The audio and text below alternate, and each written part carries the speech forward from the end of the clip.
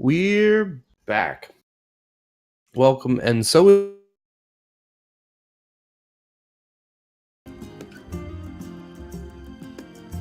we're back. Welcome, and so is Carler. Welcome back, Carler. Hello. And sorry about your Moonlighter run yesterday, but that's okay. You're back today with a super fun run, it looks like, of Escort the Game. So I can't wait to see this. You got Piper here with you doing commentary. Hello. So I will go ahead and give you guys the control. Chariot, any percent run by Carler. Welcome him back, and let's get it going. Good luck. Thanks. So we're gonna start right off in 3, 2, 1, go. Hey, Vsauce, Michael here. Okay, so we're starting off here. We've got the princess you can see here with this wheel contraption, which is a coffin, which carries the last worldly remains of the sadly departed king. We're trying to find a good place to put the king in the ground, as you do. Unfortunately, during the little cutscene that he just skipped right there, the king's ghost popped out and berated us soundly for having such small ambitions regarding his sepulcher, and instructed us to go and find a better place to put him in the ground. So now we're having to go and find a better place. That is the story of this game. Yeah. So we're going to have to travel through a total of 22 different levels trying to find a place that the king can actually be happy. Wait, so we've got 22? 5 worlds. 22? Did I math right? Yeah, no, you did your math right. It's just, I thought that each world had 5 levels. Oh, it does. Oh, yeah. So we've got 5 worlds, each with 5 levels, and 5 times 5 equals 22. Yeah. If that seems a bit odd, don't worry about that. We'll get to that later. So yeah, yes, this is an escort mission of sorts, but please just believe me, it doesn't feel like an escort mission at all. Think of it as a giant skateboard. Yeah. Yeah, so this game was originally released a while back, back on Steam, PlayStation, Xbox, all that stuff.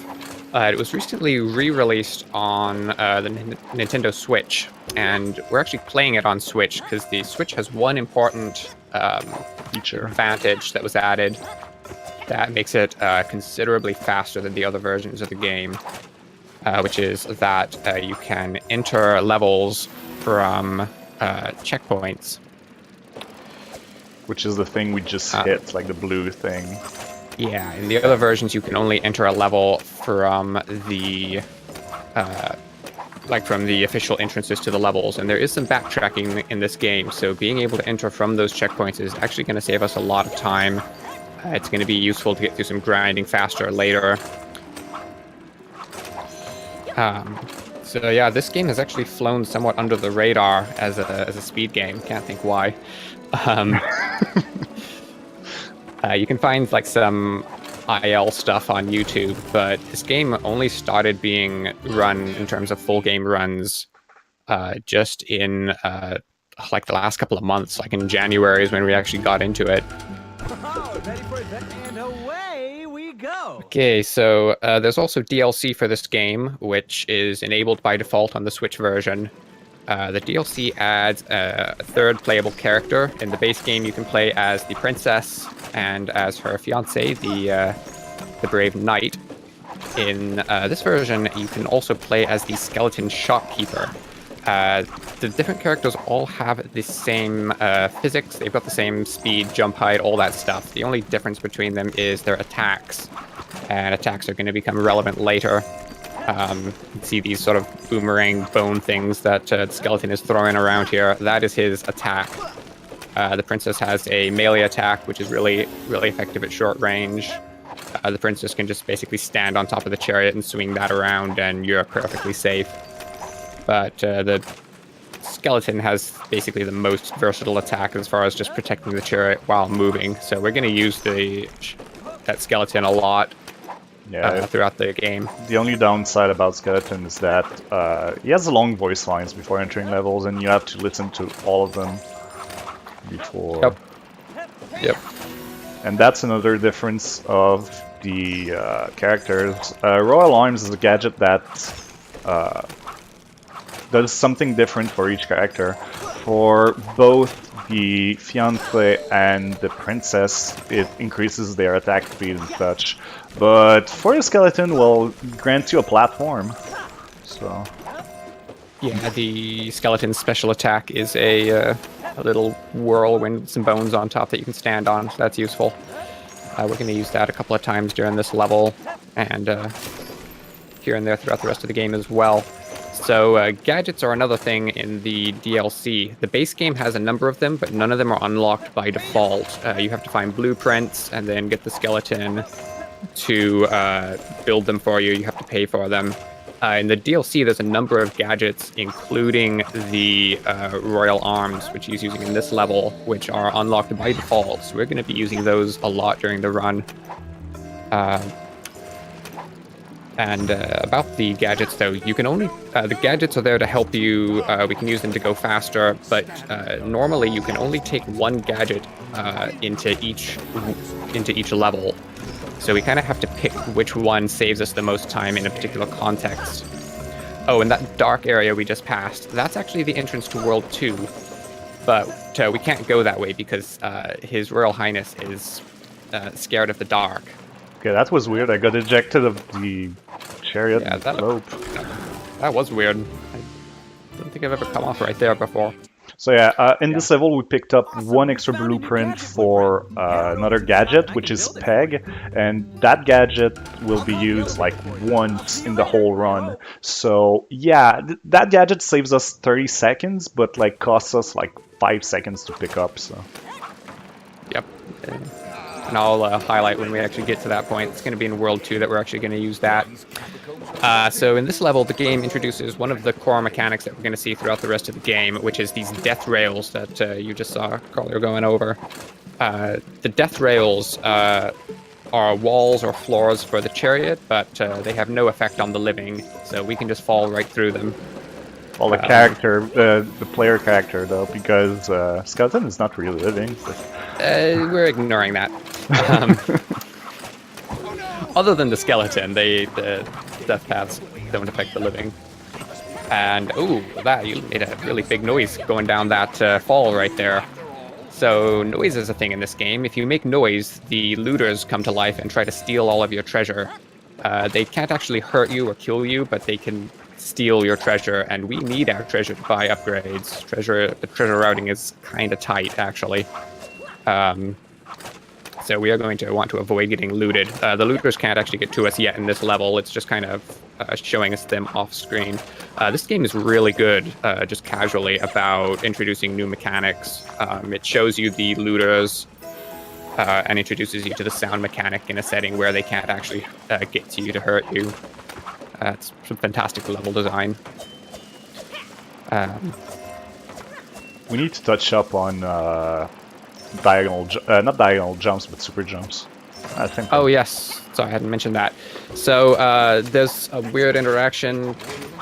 Anytime you brush up against, like you jump and press up against a like a nearly vertical surface on the chariot box. By the way, I'll get to that in a second. Where you can get an awful lot of extra height. So yeah, these boxes that you just saw Collier pick up and then put down there, those have the required upgrades that we need. Every level or every world has 2 required upgrades that you need, and they're always in boxes. So we're going to be picking up 2 boxes per world. The ones for this world have a lantern in them. Once you get both of the boxes, you can have the skeleton build a build a lantern for you, which you can use to go into the into that dark section that we needed to, or that we saw earlier.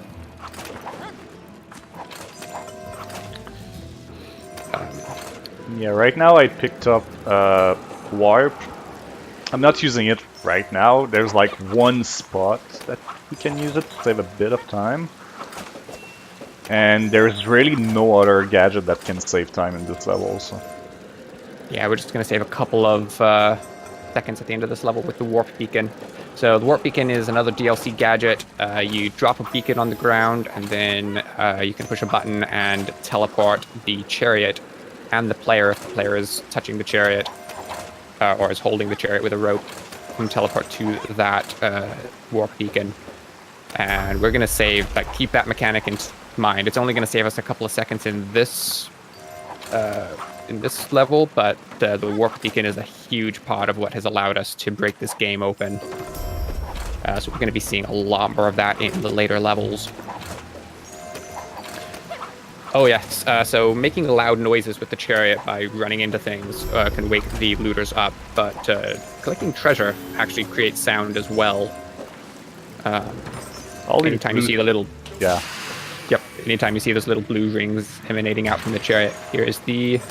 There was the warp beacon use there.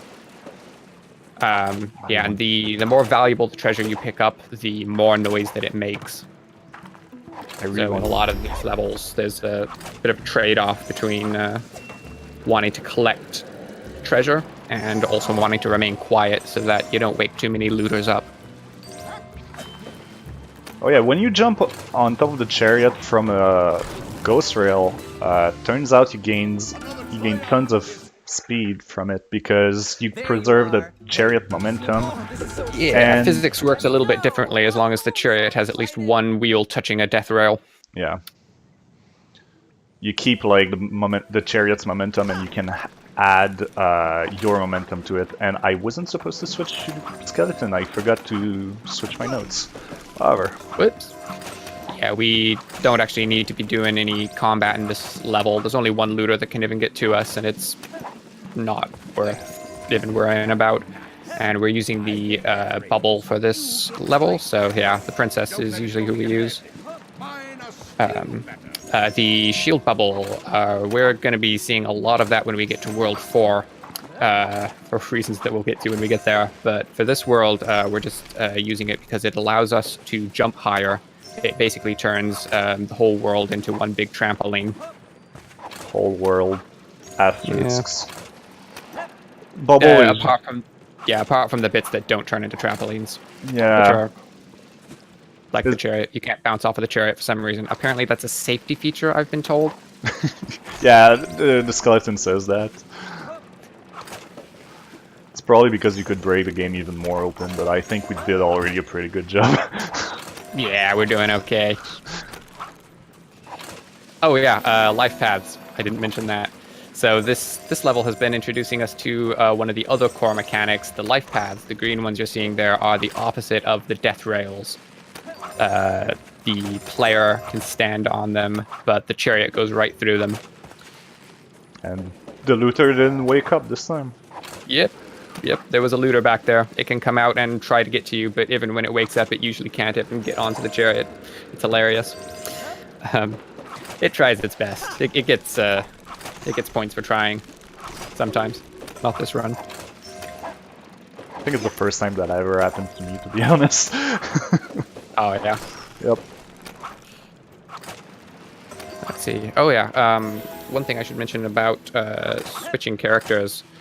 So as was mentioned earlier, the skeleton. Anytime you take the skeleton into a level, the skeleton has a different set of voice lines that it can say on the loading screen, and different voice lines last for different lengths of time. So there's actually RNG in this game related to just whether the skeleton decides to prattle on or not at the beginning of each level. Let's see. Yeah, that was perfect. Okay. Nice bubble use. And the voice lines that the skeleton says when you're actually playing as the skeleton are a little bit longer on average. However, we can switch characters. We can actually buffer the input for that and push the buttons to switch characters while the screen is scrolling from the level select screen to the gadget select screen. So we don't, if we're quick about it, we don't actually lose any time when switching characters, which is why it's worth just that, second or two maybe of time save that you can get from doing that. That was very quick bubble skip, by the way. Yeah, that was nice.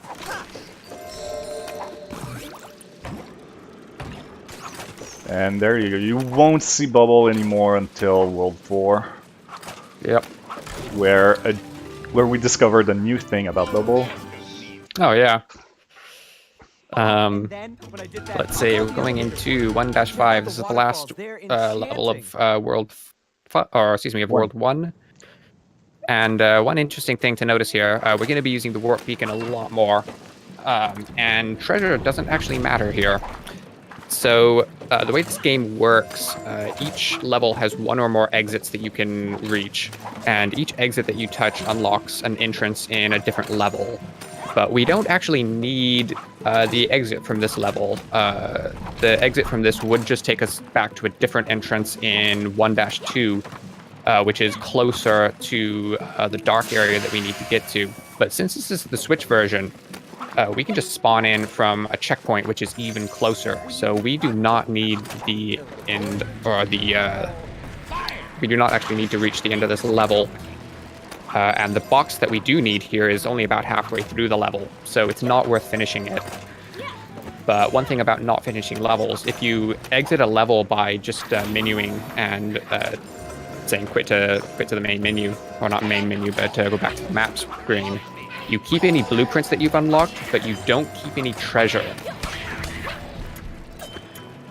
So because of that, we're actually not going to be keeping any of the treasure we get to keep, or that we pick up in this level. So we can basically just ignore the looters. You saw Collier swinging the sword at them back there, but that's basically just because they're annoying. We don't actually need to fight them at all. Yeah. I'm just trying to pass the time when every time you see me swing my sword is just, I have nothing else to do. Yep. So yeah, using the warp beacon there to backtrack quickly across this room just saves a small amount of time, but it's worth it. Yeah, because otherwise, like, the gadget would just stay on, not on cooldown, and, well, we have it, Yeah. so might as well use it.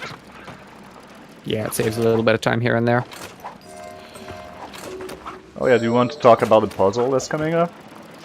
Yeah, there's a puzzle that's coming up. You're supposed to, like, send the chariot over the top and then go into the bottom, and there's, like, interacting life paths and death rails, and it's fascinating, and, yeah, that's slow. So, warp beacon.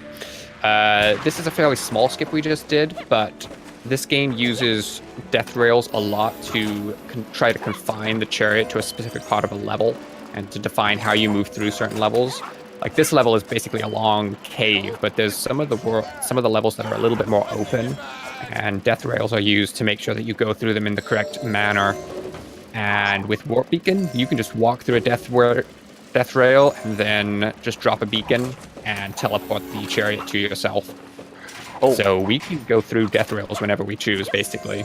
Yeah, And that is going to be huge later in the game. if you want to post the Imgur link with all the maps, you can in chat. That would be helpful, especially for World 2. Oh, okay, just the album. Yeah, I think I can dig that up. yeah. So yeah, this is the second box. This will unlock the lantern, as Piper said. The lantern costs 5,000 treasures, so if you've been paying a lot of attention of how much treasure I collected in each level, or just paid attention on the menu map, you know that I have like 5,500, which is 5,000 for the lantern and 500 for the peg that will be used in 2-3. Okay, so we're gonna unlock those two gadgets right there, and then go back into 1-2.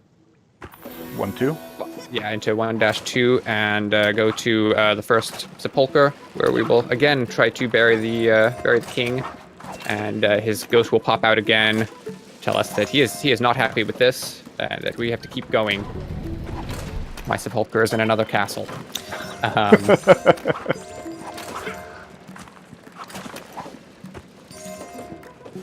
All right, we had a donation come in. Sorry to interrupt. Yep, it's We good had a time for it. donation from Nova Aura. Nova Aura didn't say anything, but thank you again for running that Nova Aura for Final Fantasy XIV and making me, unfortunately, relive Aurum Vale. Ugh.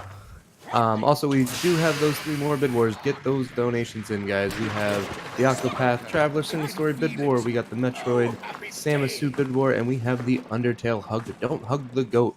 Get those in before they are due. Yeah, thank you.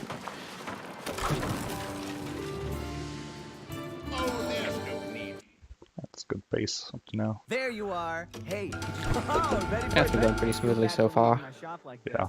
But Okay, so now we are going adventure! into World 2, which is the underground forest.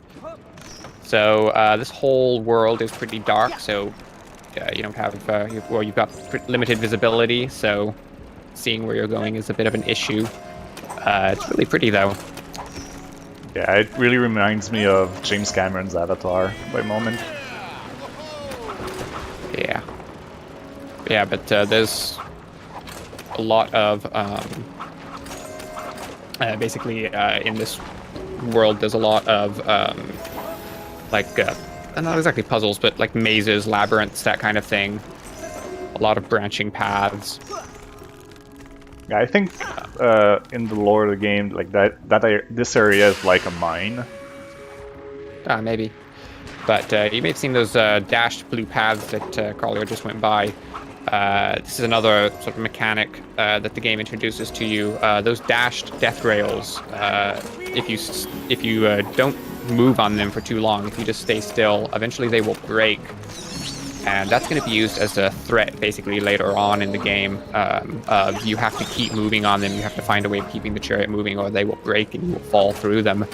But the game introduces it to you here at the beginning in a safe way, where you actually have to just stay on them and wait for them to break, so you can fall down and keep going. But that's slow, so Collier just kind of jumped down through all of them and then used a warp beacon. Yep. And we're going to see another one of those dash death rails right up here. Having introduced you to the concept, the game now throws it at you in a context where you actually want to avoid breaking it, but the floor is right below you. It's not a big deal if the death rail breaks right here. Oh yeah, there's an arrow down there, like, telling me, oh, you should go down there, like, that's the intended path. Yeah, apparently the intended path is not fast. There's this shortcut that's laying here. It doesn't give you anything, just a bit of treasure. Yeah, there's a lot of ways, or a lot of places in which we just completely ignore which way the arrows are pointing, especially in World 2. Yeah. Speaking of which, did you pull up the maps link for chat? That would be really helpful. Like, when those links? Oh, I can. Yeah. Okay. Yeah, I made sure. Yeah, if you want to see what the levels we're actually going through here actually look like, there's a link to. I got the right one, didn't I? Yeah, there's all the maps we made for helping route this game.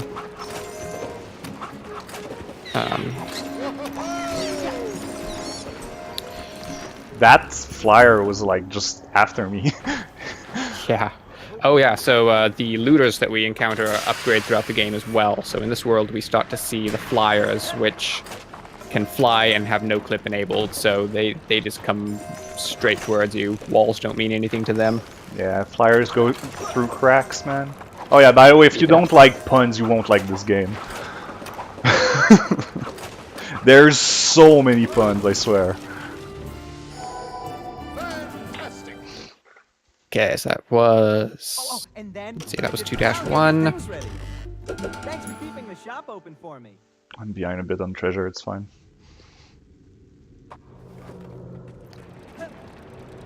So yeah, so for 2-2, we are going to be using the Royal Arms again.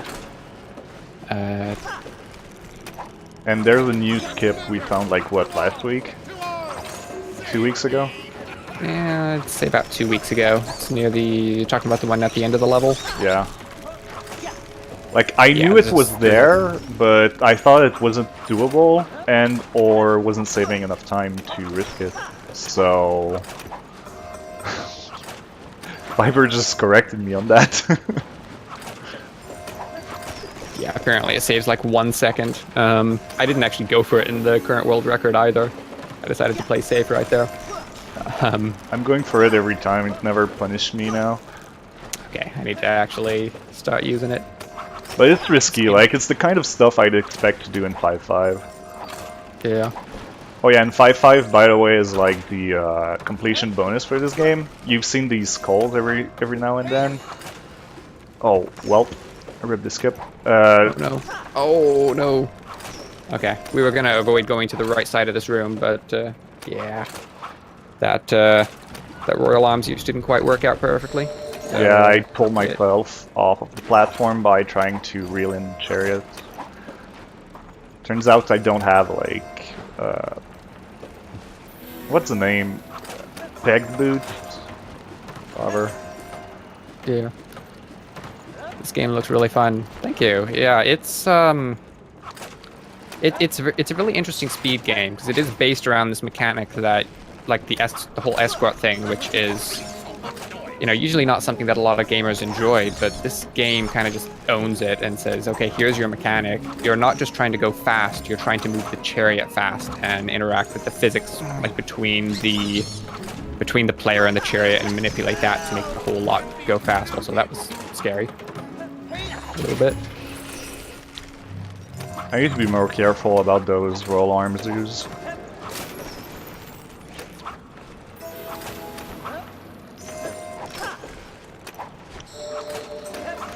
Oh yeah, well done on those donations, by the way. Keep getting those donations in, people.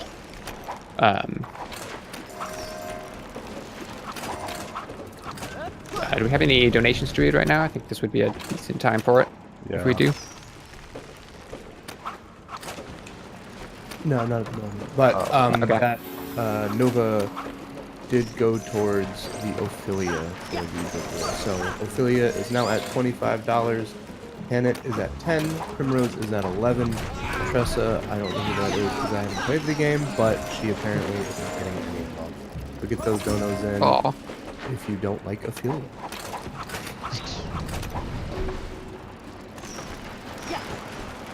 So, yeah, here's the skip we were talking about. It's coming up in like 2 slides.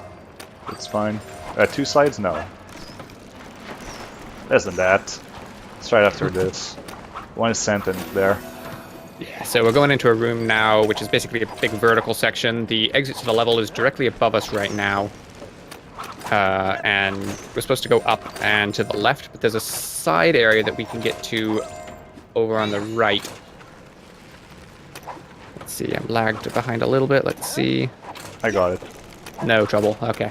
So yeah, so we kind of just jumped over to the right there. You're actually supposed to come down to this section from above. You're supposed to loop back down to it, but we can jump straight up to it, and it saves us a bit of time going up in this vertical section.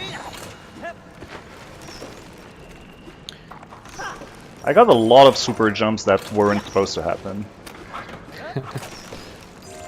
Oh yeah, by the way, there are no 90 degrees angle on solid ground in this game. All of these 90 degrees are not rounded off, but cut off to 45 degrees. So even though like some of these platforms looks like really sharp, they still have these 45 degrees part. So you can really like abuse that. Yeah, it's often possible to get the super jump height, even if the angle on the chariot is not ideal, just by kind of clipping the very corner of it as you go by. Yeah. This is... here comes the peg. Yep, this is 2-3. If you want to check on the map, we're supposed to go from entrance A to exit to 2-4.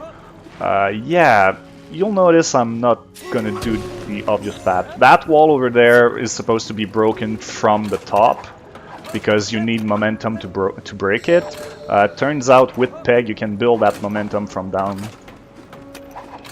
there, and yeah.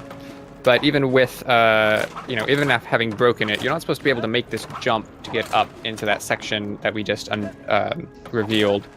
But I see Carler is trying to... He's struggling right now. Oh, this is one of the hardest tricks in the game, is the vertical jumps. So we're trying to stand the chariot up on one wheel and jump off of the top of it to make it up into that space. Usually it happens faster than this. There you go. Followed by a perfect one too. Oh, that was absolutely perfect. Yeah. So we are now up into a section that we are not supposed to have access to until we come back to this level, like later on when we're doing the skull collection. Collecting the skulls. The skulls are optional. We're not going to be messing around with them in the any percent unless they just happen to be in our way. It just turns out that getting this path is just way faster because the areas down that we were supposed to do are like this, which are just mazes. Or mazes. So this level is called Maze of Shadows. There's 3 mazes that we're supposed to go through. We just skipped 2 of them. So, yep. That was weird. Whatever. Ooh. Didn't lose too much time. It's fine. I have so much time so compared to my PB in 1 and 2, 3 too. Yeah, but the peg is a really fun thing, a really fun gadget to use casually because it basically gives you an extra set of hands you can use. But this level right here was the only place where it's actually fast enough to use in the speed run. Yeah, I played most of my casual playthrough with Peg. Yeah, Peg is good. And Zandra, the main game designer, is actually our favorite gadget too. So. Yeah, it's a fun gadget. Yep. Well, it's actually her who found this skip, right? I think. Yeah, there was a day in our Discord when we were, like, I originally posted saying that I was trying to find a way to break that, but hadn't been able to do it yet. And then you and Zandra both popped in and started throwing around ideas. I think Zandra was the one who threw out the peg idea. Yeah. And she was the one who got it to work first. I remember that. She got it first, and then I was able to confirm it a couple minutes later. So yeah, we've had one of the devs of the game in our Discord helping us break it. It's been great. So yeah, we are getting near the end of the level, but again, there's going to be a little area here where we can't pass, because it turns out that we don't have snow tires on this chariot. So we're going to have to take a little detour to a side exit, so that we can go get the upgrades we need to get out of this world. Guess what the theme for World 3 is going to be? I wonder. And everyone likes a good ice level. And yeah, if you're wondering why we are still like not trying to keep going without these gadgets, is that not these gadgets but these upgrades? It's because all of these upgrades are mandatory. There's actually an invisible wall preventing us from going. Yeah, you can actually pull the chariot through the snow a little bit. It's slow, but you can do it. But there comes a point where there's just an invisible wall in your way that checks to see if you have the gadget. Yeah, same happens with the lantern in World 1. Yep. Yeah. As far as we know, there's no way to skip the required upgrades. If we could find a way of skipping them, the speedrun of this game would get a lot shorter. So that's something that we spent a fair bit of time glitch hunting on, but so far, no luck on those. Oh. We've skipped a lot of other things, but not those ones. Okay, so here's where the speedrun starts getting really fun in terms of skips. Oh, that was just a lot of speed there. So yeah, we're in the Hive. The Hive is basically a huge termite mound full of bats in the center of this level. We're supposed to go up and over it and around, and there's lots of switchbacks and back and forth, and yeah, we're gonna skip most of this level. You may notice that there's a warp beacon icon in the lower right side of the screen. I wonder what that could be about. Yeah, here's the Hive over on the right side of the screen. Crap. Uh-oh, you woke him up? Oh, no. It's fine. Okay, we're gonna lose some treasure because of that, but that's fine. So yeah, yeah. Oh, that's terrible. Okay.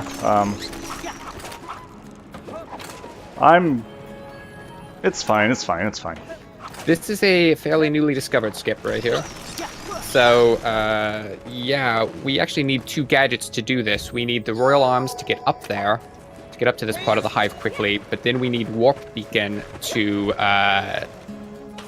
get to like teleport past all of these death barriers, which are supposed to be keeping us where we're supposed to be.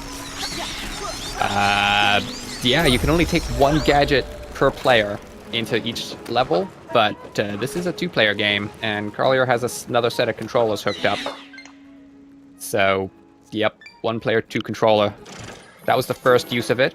He's going to disconnect the controller here, then reconnect it in order to despawn player 2, so that we can keep going with just the skeleton. Yeah, that was the first use of 2-player in this run. Like, what was it, just a month ago? There was only 1 use of that. Yeah, and then a couple weeks back. Yeah, it wasn't 2.5, and then you did your thing. Yeah, and then there was basically just a couple of days in which we were like, oh, look at this. There's like 5 other places we can use 2 players. Yeah, suddenly it's a free world record. Yeah. So yeah, this level right here got a lot shorter. We went through a couple of iterations of trying to figure out the best place to use those 2 gadgets. Yeah, though this world is so pretty, just with how all of the plants are, like so many of them are glowing and they interact as you go by them. It's fantastic. Princess. Yeah, it's fine. Yeah. Okay, so I don't actually mind treasure grinding in this one specific instance, but yeah, we are going to grind some treasure here. This actually is something else that I discovered kind of by accident. I was trying to find backup treasure, as in, let's say we get to the end of World 5 and we're like 1,000 treasure short. I was trying to see, okay, how do we make up a small amount of treasure quickly? We're on the Switch version, so I'm thinking, okay, let's just re-enter a level from like the last checkpoint, collect a little bit of treasure that's near the end of the level, and then exit the level. Now we can afford the upgrade we need. So I was kind of just doing my routing research, trying to see what levels have treasure that is right near their exit.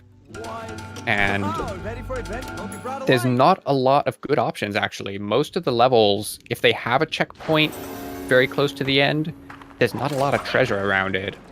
And then I discovered 2-4, which like has this checkpoint.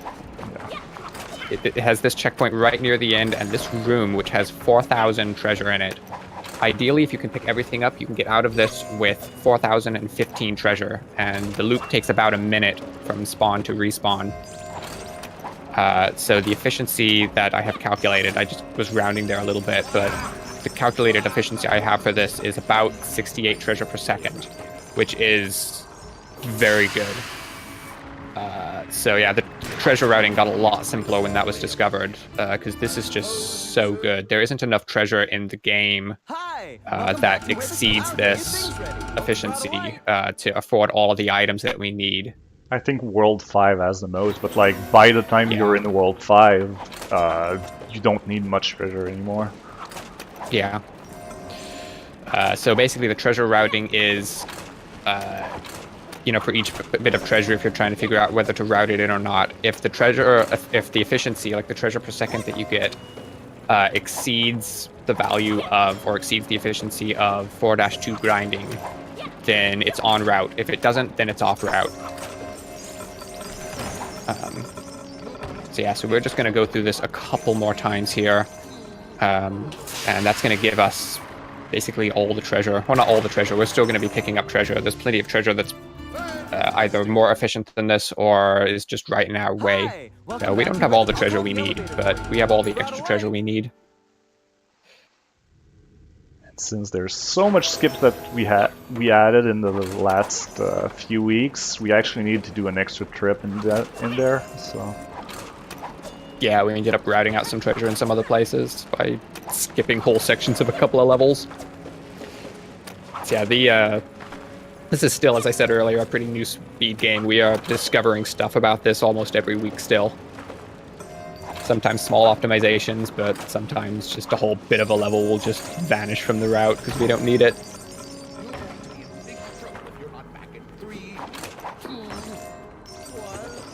And yeah, the grinding here is not the most interesting to watch, but what we were doing before was getting a lot of treasure in 3-5, which we'll get to later. No, And, no. Yeah, we would rather grind treasure than play 3-5 all the way to the end. Okay, just to give you a quick explanation without being there. You remember Next World is like the world with snow in it and ice, and yeah, that's World 3. And 3-5, yes, that's the last level of World 3. So can you imagine that? No thanks. There's actually not a lot of like the hard parts of that level actually don't have anything to do with the ice either. The ice is the least of that level, if you can believe that. But yeah, we'll get there. Yeah, we are happy that we don't have to play all the way through that level anymore. Let's see, was that the last pass? Yeah, I think so. Hey, you're back. Yep. I'll call the elevator for you. Okay. Hope you brought a light. Okay, so that was the grinding out of the way. That's the last grinding we'll have to do, or the only grinding we'll have to do during the run. We are now into 2-5. So this is the Prismatic Eye. This is actually where the first the first use of two-player was discovered. So this level is basically a huge circle. You're supposed to kind of spiral around, go in towards the middle, then spiral your way back out and go to the exit. But because of how the level is laid out, there is a place very near the beginning of the level that is also very near the end of the level. Okay, good. I just forgot out that you had the wrong gadget selected. You got it? Yeah. Okay. So yeah, so the only thing in our way to stop us from just going straight to the end of the level in a couple of minutes here, or a couple of seconds, a minute, whatever, however far it is a death rail, which we can just use the warp beacon to go through. But the rail that we need to get through is kind of up over our head, so we need some way of jumping high, which is where Bubble is going to come in. Oh yeah, and it's gonna be the only time where you're gonna see. Oh come on, that's so close. The only time you're gonna see the prince, not the prince, the fiance. Yep, the knight. Yep.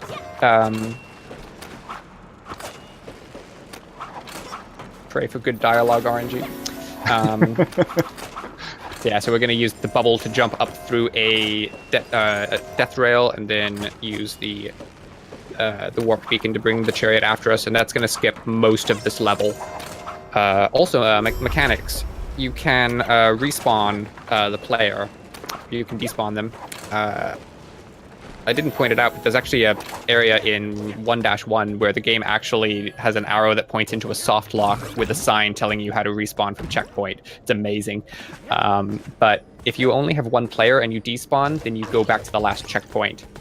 If you have two players and only one of them despawns, they will respawn from the other remaining player. So that's how we can get the princess up here past that death barrier. We spawn in the knight, despawn the princess, and then go past the go up through the death barrier, and then the princess respawns above it.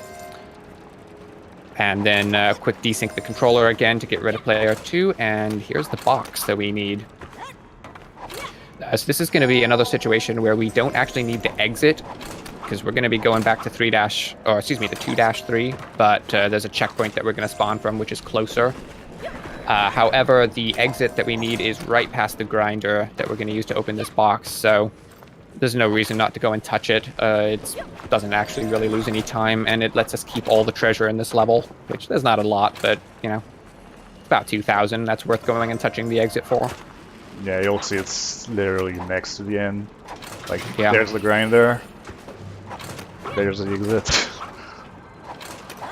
Oh, one thing that's going to become more relevant, which I'm not sure I mentioned about this box. So you have to pick the box up and then take it to the grinder to get the upgrade out of it. If you turn the box upside down for more than a few seconds, it breaks. Oh yeah. And in the first couple of challenges with the box, that's not too bad. It's pretty hard to turn the box upside down. You almost have to try. Some of the challenges we have to do with the box later on in the game are more difficult. It's going to get harder, especially going fast. So yeah, we have winter wheels now, so we do not have to worry about this snow. Oh, we never touched up on the weird jumping thing I'm doing. Oh yeah, you can pull on the chariot to make it go faster than walking speed. And if you then jump on top of the chariot and then yank repeatedly on the back wheel with the rope, you can actually maintain that speed. So on flat ground, it's a fast way of moving. Little cutscene there. Is the king going to be happy with this sepulcher? No, of course not. Let's go.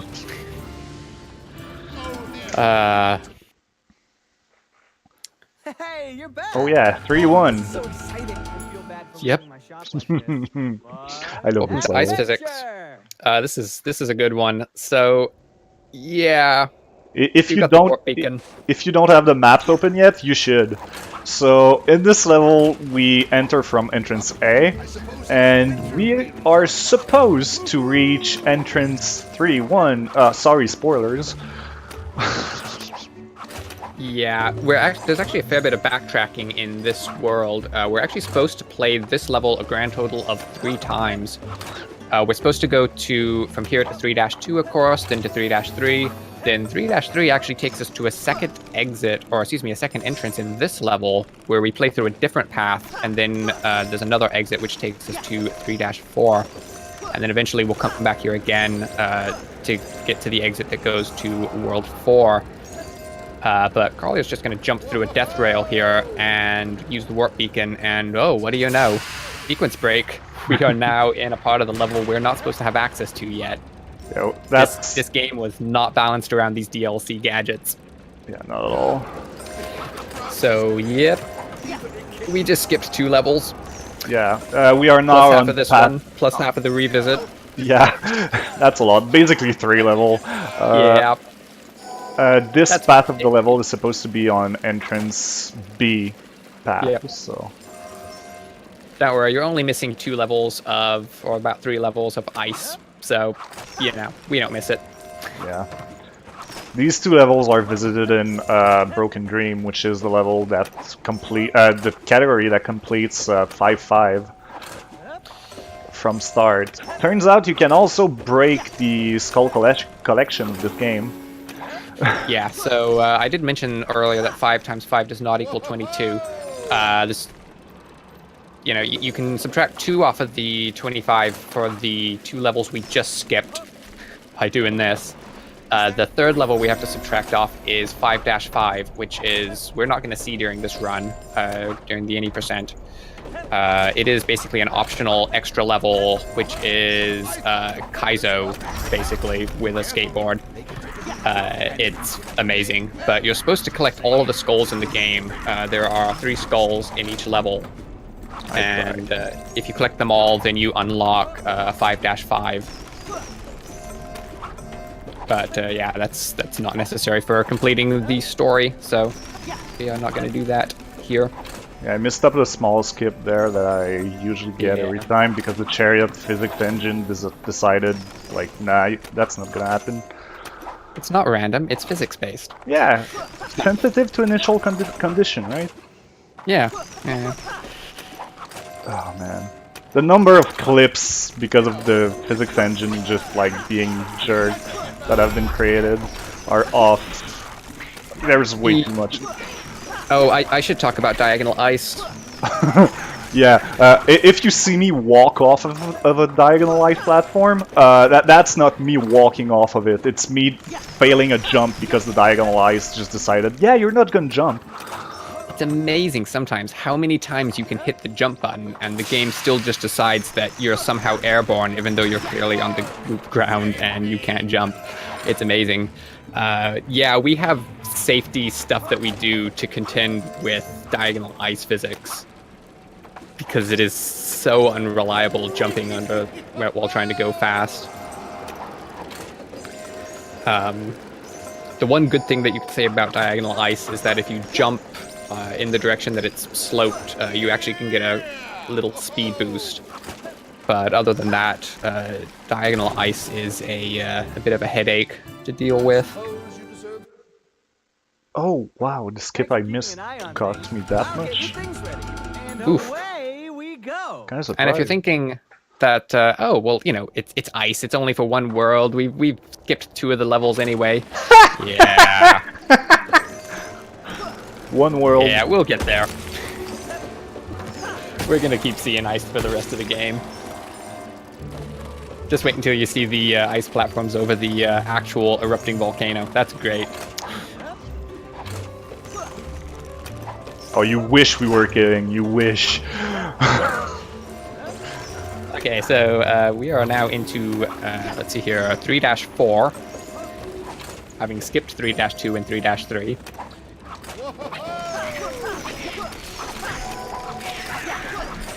Yeah, the arrow was pointing over to the left there. There's actually 3 ways you can go. The way that the arrow is pointing is the slowest of the 3 ways. Because, yeah. Because game design. You want people to play a level and not skip it. Yeah. Yeah, we're speedrunners. We don't like actually playing the game.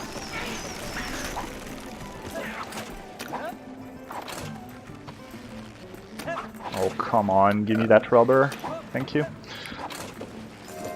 Oh yeah, ropes are not ropes. Oh yes, the ropes are actually bungee cords. Yeah.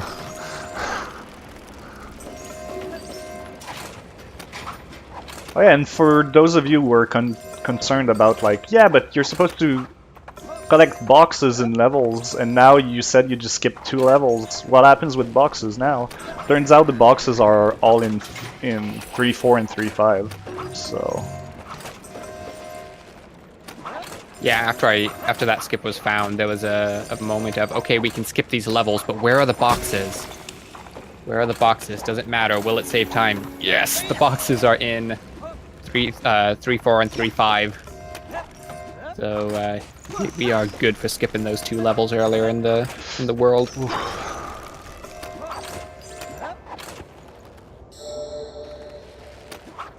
Yeah, keep those donations coming in. Do we have any donations to read right now? would be better in the next level anyway. Okay, yeah. Yeah, we're getting near the end of this one. So this is basically the last little vertical section we're going up. Yeah, this game has evolved a lot over the last 4 months or so. And I'm sure we're not done with it yet. Shop? I'll get your things ready. Oh, can you bring me back a souvenir? Just no plants, because they give me rashes. Oh, yeah. Still a 1700. That's...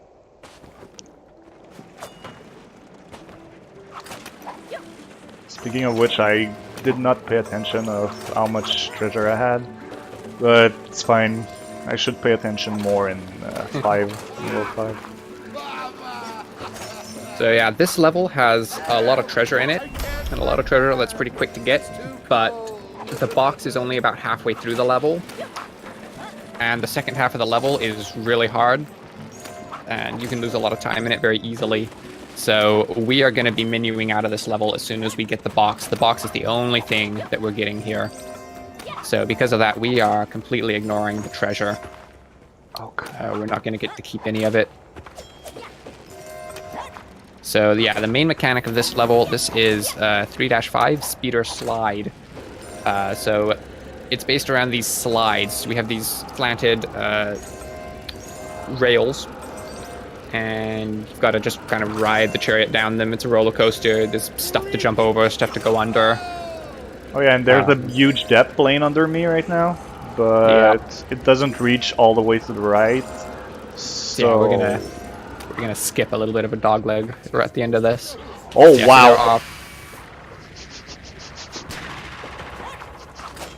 that was amazing. I was supposed to land on top of that platform, not like in between the platform and the floor, but you know. Be honored that you are all here to witness that. It's the last time it will ever happen. Yeah. So there are 4 slides in total. The first one was pretty easy. The second one has a bit to it, but it's not too bad. Slides 3 and 4 are ridiculous. Intentionally. No, that was not intentional in any way. Yeah, if you mess up on these slides, you lose a lot of time. The box is after the second slide. So basically what we're skipping here by menuing out is we're skipping slides 3 and 4, which are actually really fun casually, but as a speed run, ooh, they are a nightmare. Yeah, the obstacles are so close together, and you want to preserve all that speed, so they become a nightmare, because as soon as you mess up an obstacle, you come to a dead stop, so... Yeah, this is actually a box, which is non-trivial to keep upright. It's not too bad, though.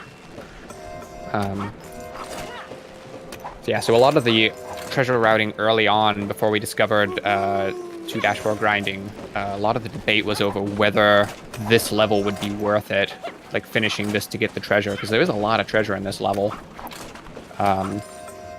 And then you calculated treasure efficiency, and turns out it was really efficient before you found out 2-4 grinding, and then and then you were routing which gadget already? Bubble, I think, and I took warp. And then 2-4 got discovered, and turns out warp was a bit faster, so we were still completing this level, even though, like, were we? No, we... Oh yeah, we were doing the first part the intentional way, and then I said on your stream, would you try going to left there, which was like the skip I just did? Turns out you can. And yeah, that was one of those sort of on-stream discoveries where it's like, wait, that death barrier doesn't go all the way across? Yeah, we skipped a little bit of that level, and then just menued out halfway through it. So yeah, we skipped most of that level. All said and done. Okay, so we're going back to 3-1 because this has the third sepulcher in it.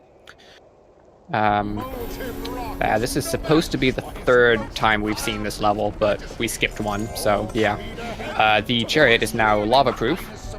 Guess what the theme is for World 4. And you may notice Carlier has the bubble here. Like, soap film isn't going to be very useful against oh, it is. Oh, yeah. Let's just jump into it. This was one of those things that we hadn't even thought to check, because why would that work? And then on stream once, Carlier fell into the lava while having the bubble and just kind of hit the gadget button just because. Out of panic, literally. Yep, just kind of panic hit it and then bounces off of the lava, and we were like, wait, that works? And yeah, turns out there's even an achievement for it. Yeah, that was the day that the meta for World 4 changed. Before that, we were using Omni Boots a lot. So Omni Boots lets you walk on lava, but it also makes you really slow. Yeah, we're not actually going to see Omni Boots. It's another gadget. We're not going to see it at all in this run. 'Cause yeah, after we discovered Bubble makes you invulnerable on lava and lets you bounce as well. So yeah, we're going to be using Bubble almost exclusively once we get to World 4. There's only one time in World 4 in which we don't use Bubble as our main item, and we'll get to that. That's going to be 4-4. Yeah, we are now into World 4, the Fire and Brimstone level, or Fire and Brimstone world. What do you think? Is the king going to want to be buried in the sepulcher here? Looks like a fitting place for him. Yeah, so he can burn and die. Oh, wait. Sorry, he did too soon, Carlier.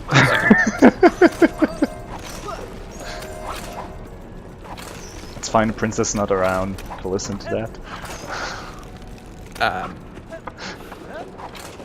So yeah, we're actually not going to see the bubble that much in this level in terms of its use on lava, because it's not that much lava in this level, but it turns out the bubble is also useful as an offensive item.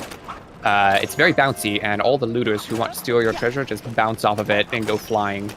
There's going to be a few points later on in the level where we're just going to plow through hordes of enemies, and they are just going to go flying away in hilarious cartoonish fashion. So pay attention to that when we get to those points.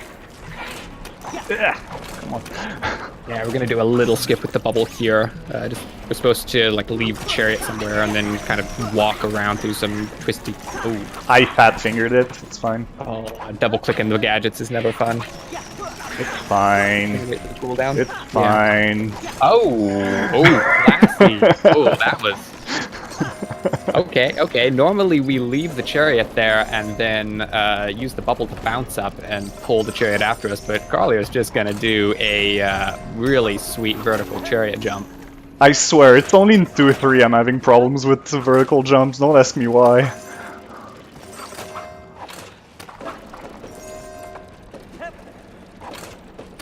Oh.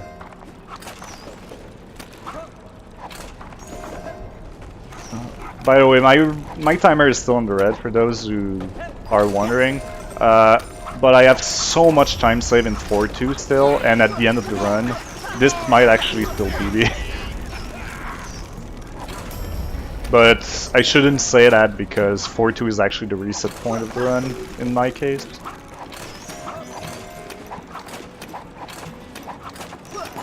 Like, most of my runs die in 4-2 because it's an auto-scroller that we take a lot of risk in, and yeah. So we've gone all the way to the right here, and now we're going to start going left in a video game, and this is where the enemy spam is going to begin. Nice out of bound looter there.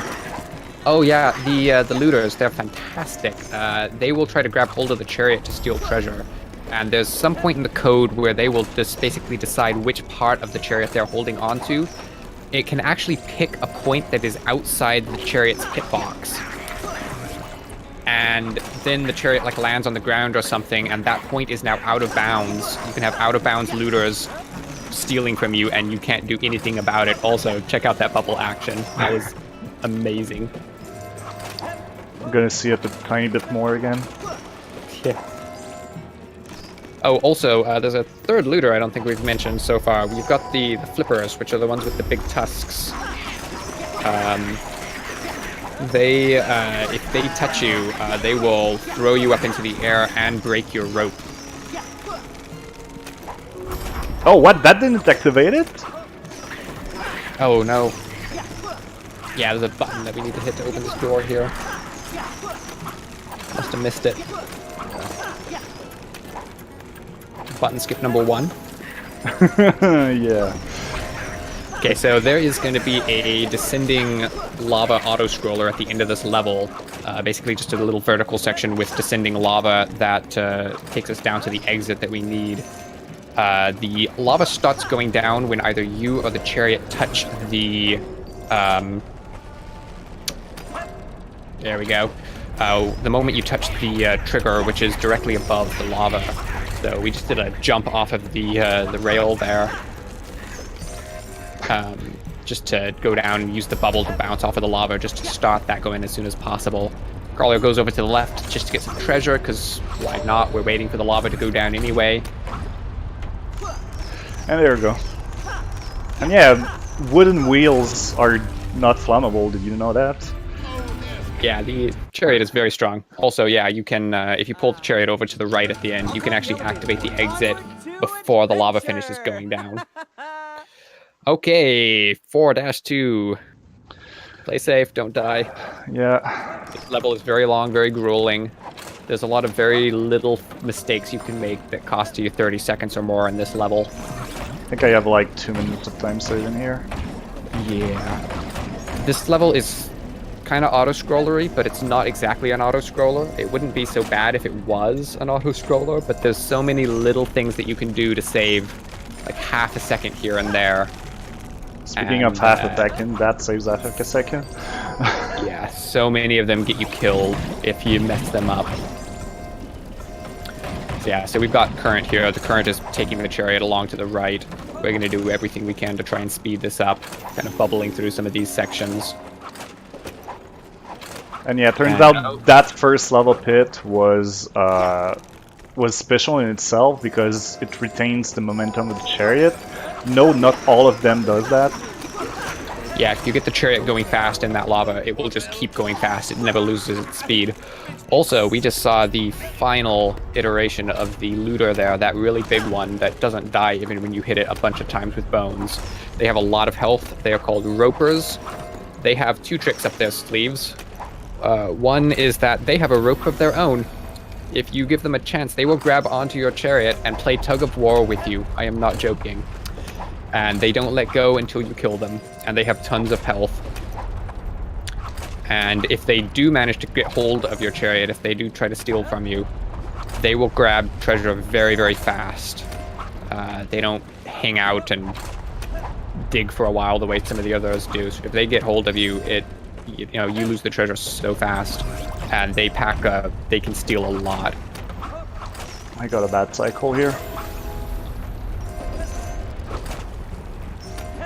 Had to wait a bit. So yeah, ropers are very scary. There aren't a lot of them we're going to have to deal with, but they are concerned where they do appear.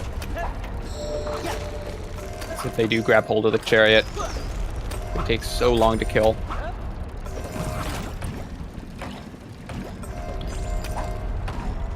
Sorry, yeah, I won't be talking a lot in this level. There's so much stuff that can go wrong. Yeah, a lot of the auto-scrollery stuff, a lot of the cycle-based stuff. We've got the rising and falling lava. That's whatever. I mean, it works. His Royal Highness kind of took a field trip there. Yeah, I'll have to improvise a tiny bit, but it went well. If you're thinking that the physics on the trampolines looks a bit janky, it is. Yeah. So these second two sets of trampolines have some pretty large numbers of treasure over them. I don't actually know how much is over the first one. I assume it's the same as the second. The second one I know has about 3,000 treasure. Yeah, usually my count is to get above 8,000 after the second trampoline. So I'm Yeah, at that was not too 8,000. Yeah, that was actually very good. And please make that cycle. Thank you. Now I need to wait.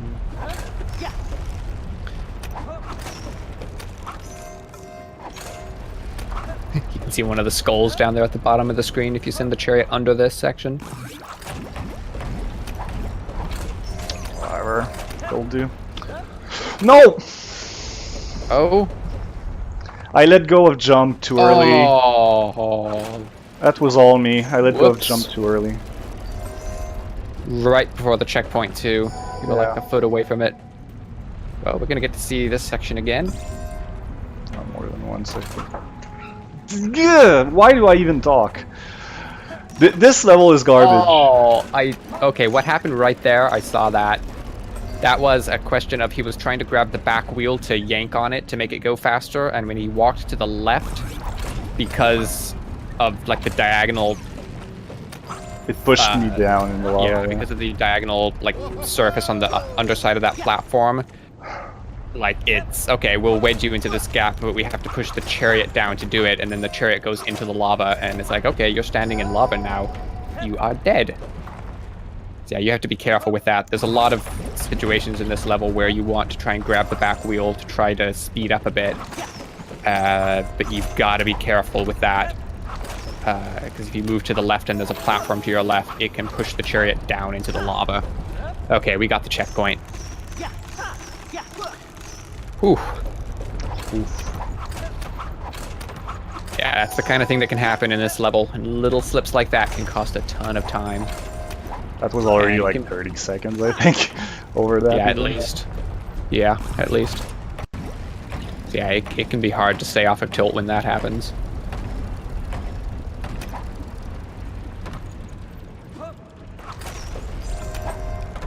So yeah, just another instance there of using the bubble to drag the chariot through the lava faster.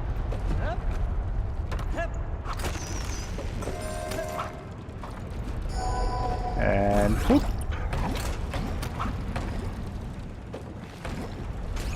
I think it might be possible to save a cycle here. Yes, but it is, but it's so risky. Yeah, it's hard. I used to do it and I gave up completely.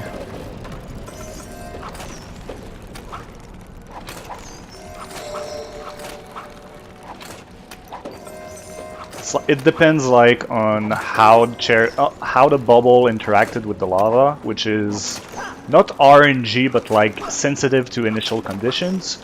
Yeah, it's And- physics. Yeah, physics. And there's also just general good movement. As soon as if the chariot just catch on an edge, just a tiny bit, your chances of making it are done. Okay, so this is the last sort of flat conveyor belt section. Sadly, in this one, for some reason, the blimey, that was spicy. For some reason here, even if you like give the chariot a lot of speed and drop it into the chariot, it will just lose that speed pretty quickly. We're not quite sure why. The physics for this particular lava pool is different from the first little conveyor belt section. Yeah, there's a little labyrinth there we were supposed to do, but we just bubble under it. It might be another one of those. It might be the same thing that causes like heavy lag in this section sometimes, like maybe. the lava stopping.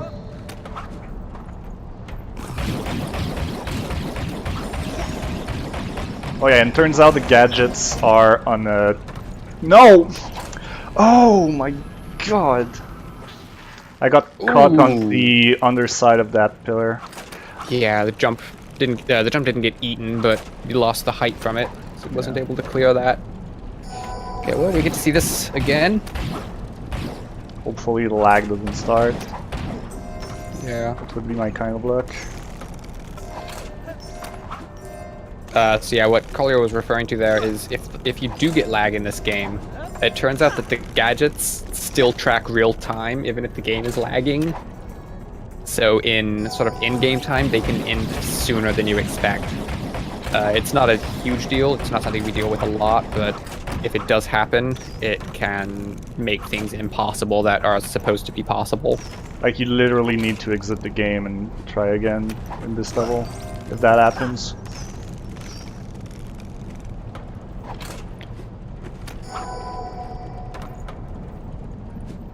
Okay, we made it. Oh, good. I think there's still like 2 platforms to grab. Okay, we're out. Oh, fantastic. Okay, we're going into the last section here. Well, not the last section, but this... We've got rising and falling cycles again. And once we get through this, we are out. Yeah, this one is a long one. Yeah. 4-2 is very long. Very long, and it's very hard. A lot of concentration all the way through it. I almost got burned there. Oh, yeah. Yeah, you're supposed to go over the top of this room and, like, jump between the platforms and things, but we got bubbles, so we're just gonna go under it, because that's easier and probably faster. Oh, it is faster. Okay, good. Yeah. And if you're not careful there, this actually happened, I think, to Collier once in warm-up for this.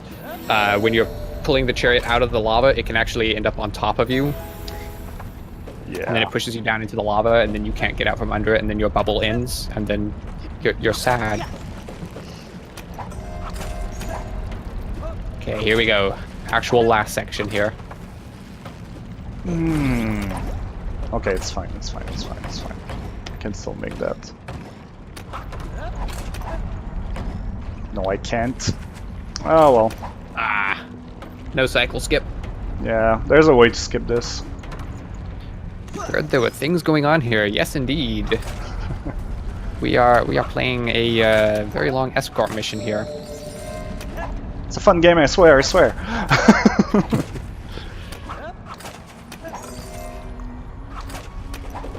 Okay, yeah, this level is to be forgotten. Okay, that was 4-2. Thanks for keeping an eye on things. Oh, this is so exciting. And away So we go. yeah, we talked a little bit about lag and lag being a problem. We're now going into a level where we actually have safety that we use to guard against crashes. Because, yep. So this is 4-3. This is supposed to be Chariot meets Metal Gear. You're supposed to be very quiet in this level because it is wall-to-wall with looter hives. Or looter homes. Yeah, you know, being slow, not running into the walls quickly, collecting the treasure in spots where it doesn't make too much noise. Yeah, that's slow. So we're just going to wake up every single looter in this entire level and just run for it. I wanted to grab that 150.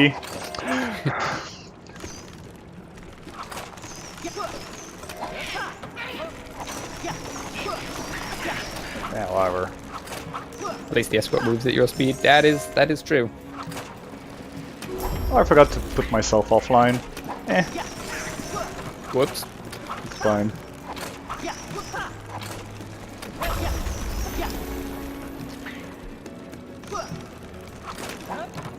Let's see, do I have any more notes on this level? No, just the crash at the end. Yeah, the crash at the end, and it's the revisit level, I guess. So we're gonna come back here.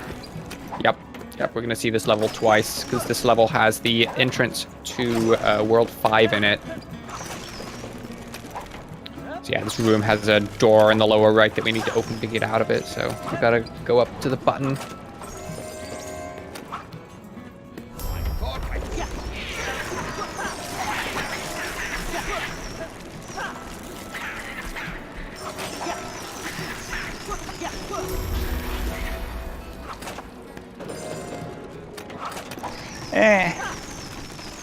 That worked.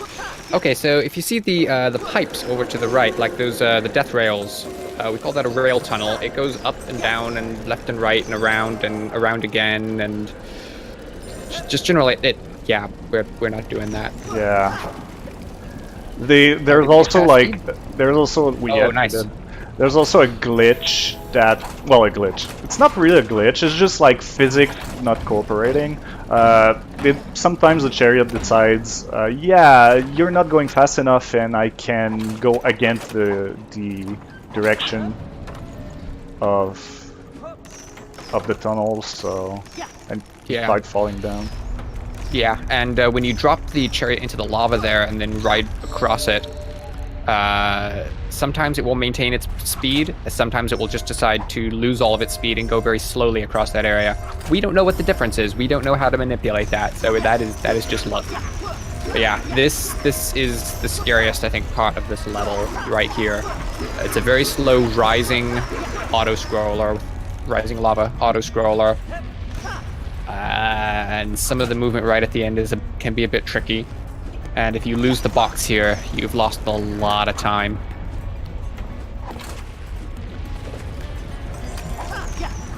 Oh, you! It's fine, it's just 300. It's not 1,000. That means I didn't grab a lot of treasure. Okay, well. Yeah, we turned the box over a little bit there, but Collier was able to get it righted before it broke. Yeah, for anyone just joining us, we need those boxes. They have required upgrades for us, but we have to get them to the grinder to open them without turning them upside down. If we turn them upside down for more than a few seconds, they break, and we have to go back and get them again. And that is slow, so we avoid doing that.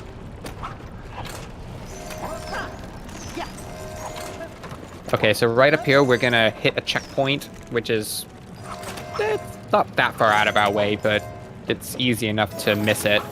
We want to make sure that we hit it because this next room is glorious. You can already see the frame rate dropping. Yeah, it turns out that if you have enough enemies on screen and enough effects... Yeah. The Switch doesn't do well with this. This was actually... That was not too bad, really. Yeah, I made sure to grab this extra treasure because I think I'm a bit short for World 5, so... Yeah, that checkpoint back there was right in the way, but we do want to make sure we touch that, because that's where we're going to be spawning in from later when we revisit this. Button skip. Oh, button skip, fantastic. Check that texture to the left. There's supposed to be a door there. Yes, the game is supposed to be called... Well, the game is called Super Chariot because it's on Switch, but yeah, it's just because it has like... Oh, I forgot the skip you just discovered. Oops. You'll have another chance at it. Yeah. So yeah, Super Chariot is the basically the Switch release of the game. On all of the platforms, it's called Chariot. and that's what we call it on the leaderboard. On the leaderboards, we separate categories between regular Chariot and then Super Chariot, which is Switch. The difference, again, the only main difference between the Switch version and the other releases is that on the Switch version you can spawn in from checkpoints. Yeah, if you're looking on the Nintendo store, it will be called Super Chariot.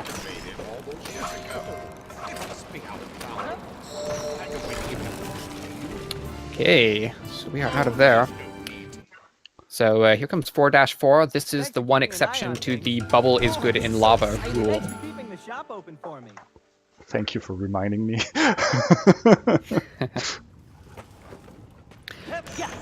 Yep. So this level is based around rising lava auto-scrollers. Yeah. We're going to be using another 2-player skip here. So we're going to be using the Royal Arms on the first player because it's fast. There's some skips you can do with it. We're going to be doing one right here. Yeah, right here. But there's a... Yep. It is a pretty hard game. As a speedrun game, there's a lot of little mistakes you can make that cost a lot of time. But yeah, there's a section up here where you're supposed to send the chariot over to the left and then wait for the lava, which is rising. It's down there, I swear. It's still following us. It's just a bit slow. You're supposed to wait for it to come and lift the chariot up to you. You're supposed to send the chariot to the left, then we go to the right, and then we reunite when the lava catches up. That is really, really slow. Waiting for the lava to catch up with us. It's just, yeah, no. We're going to use a warp beacon.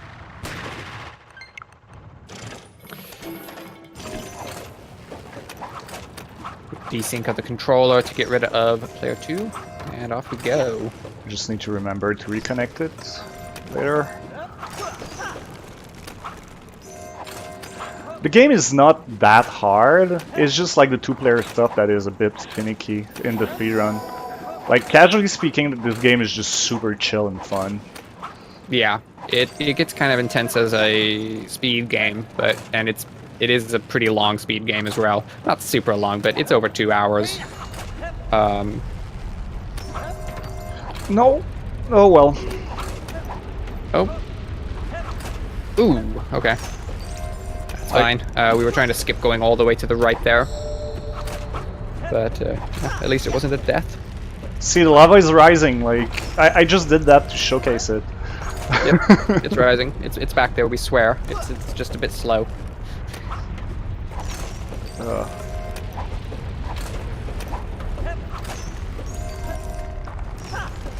This bit of lava is slow. There's one near the end, which if you slow down too much, it actually ends up going really fast. It's scary.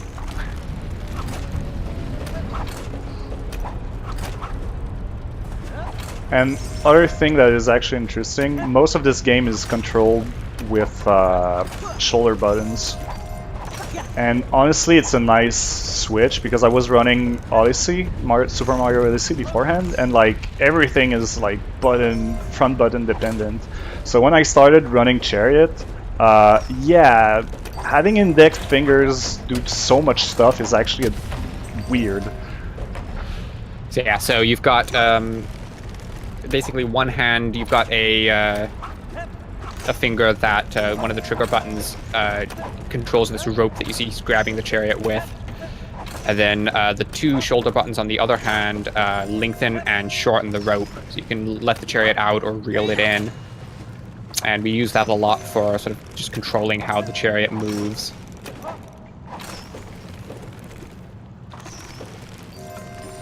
And yeah, here we see like the super jump we were talking about. It's because I hit the chariot in some angles. Yeah.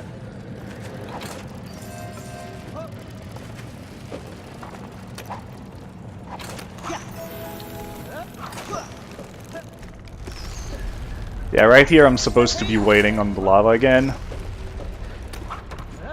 But we have Royal Arms right now, so... Royal Arms, yep. Fun fact about that checkpoint right there. it actually saves the position of the lava, and you can actually activate it right as the lava gets to it. And then you'll get caught in an endless loop of respawning and dying instantly and respawning and dying instantly. It is hilarious. Yeah, checkpoints actually save everything from the game. Like, if the lava is in a certain position, it's gonna remember that. Yeah, it remembers cycles. Yeah. Ah, so close. Already, I once kept that speed. Yeah, you can keep the speed there, but it's hard. Usually the chariot goes so high that you brush against the ceiling and get pushed off of it. So either you slow the chariot down or you get knocked off of it, then have to run after it. I've never actually found a consistent setup for keeping the momentum of the chariot while staying on top of it every time.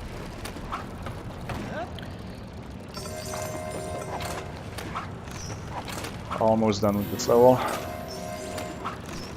That's the last auto-scrolling lava. Yep, so now we've been going up. Now the game decides to mix it up. We're going to go diagonally. So we've got a diagonal lava. You can see it for a moment there on the left side of the screen. We're probably not going to see it again.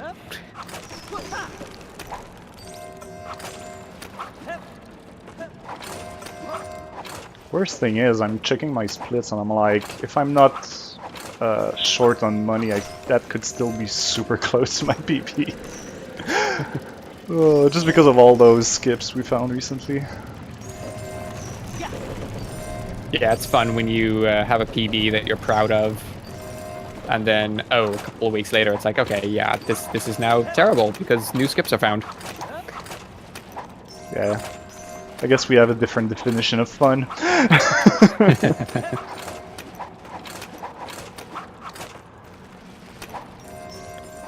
Speaking of fun... Oh, 4-5. Yep. Welcome to 4-5. This is a volcano. 4-5 is called Volcano Cove. The level is a volcano where we start over on the left side of the volcano. The exit is over on the right side of the volcano, but we don't actually need the exit. It's another case of it's just too slow to get to, and we're going to spawn in from a checkpoint when we go back to 4-3, so we don't need the exit at all. So, oh dear. Oh yeah, that peg was not going to do a lot of good in there. It's a good item. We wanted to show it off again. Yeah, no. Yeah, so we are going to be ignoring treasure in this world again. For those just joining us, you can exit a level early, and you don't unlock the required, or you don't unlock the entrance if you do that. But we don't need it in this level. But if you exit early, you also don't keep your treasure. But you do get to keep any blueprints you found, and the blueprint is the only thing we actually care about in this level. I say blueprint, it's actually two. There's 2 blueprints. So far, we've only collected 1 non-essential blueprint in this level. That was Peg way back in World 1. We are going to be collecting the Attractor blueprint here. Yeah, you meant in the game. So level was fine. Oh, sorry. Yeah, we're going to be collecting the Attractor upgrade, which is another one of the base ones. So again, the base gadgets are not unlocked by default. You have to find the blueprints and then pay to have them unlocked for you, or to have the skeleton build them for you. The DLC gadgets are unlocked by default. I'm being ridiculously lucky with this diagonal lava right now. Oh yeah, diagonal lava because we're going up the side of the volcano here. Like, I didn't get the high bounce on the second dive on the lava, and I had to back it up because at least I know the backup for that one. And on the third use, I walked on the perpendicular side of the chariot to the lava, and that almost messed me up. So. This ground you're walking on looks a little bit slippy. What's up with this? Oh, it's clearly obsidian. You know, with ice physics. It's got the same little diagonal lines on it that the ice platforms had back in World 3. I'm going to call this ice. Yeah. It's ice. It's the same physics. It's probably meant to be like slippery obsidian, but we call it ice because that's what it is. Yeah.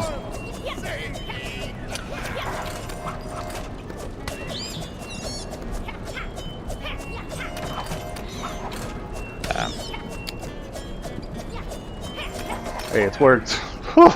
Yeah, that rail tube there. We've got a pretty consistent setup for it now, but that's one where the game can sometimes just decide that you're going to go backwards for that through that section for a while, and there's not much you can do about it. Except die, I guess. Yep. Okay, so here's this box. So we'll need to get this box about halfway down the right side of the volcano. There you go. This is the last of the parkour gadget we need. But yeah, I'm not gonna be done with this level. So the moment he gets the gadget out of the grinder, Okay, we're gonna take it safe. whew, was a bit scary. So yeah, as soon as he gets the gadget out of this grinder, we could just leave, but there's another gadget here we want. So the attractor, we're only going to have it for one world. We're going to have it for World 5. It saves a lot of time. It saves an awful lot of time. Yeah, To give you an idea, I'm gonna try to highlight every single time where a tractor actually like breaks a part of the level, and you'll see in some levels it's just, oh, I'm breaking this, I'm breaking that, I'm breaking this, I'm breaking that, and it's just crazy. so yeah, to give you an idea of how much time this saves us, I'm just gonna, I actually timed it recently. I went to see how much time we actually spend getting this. It's about 4 minutes and 50 seconds is the amount that we go out of our way to get this gadget. That's including the timer that we're using here, the extra time in this level, and also the time that we need to collect the extra treasure that we need to unlock it, because it's an expensive gadget as well. We need 9,500 treasure to unlock this. So that's about another 2 minutes of grinding, basically, that we have to do to get this, to get the treasure for this gadget. And this area is scary right here. We've got the ice, we've got little platforms. Collier's going to be concentrating very hard on this, because it is very easy to fall here, and if you fall, you lose a ton of time. And hey, look, diagonal ice. Ooh. Oh, that jump input getting eaten scared the hell out of me. Oof. Okay, we're out. Okay, fantastic. Ooh, no worries. Yeah, we used to lose a lot of time there. We've been getting better at it, but it is still scary.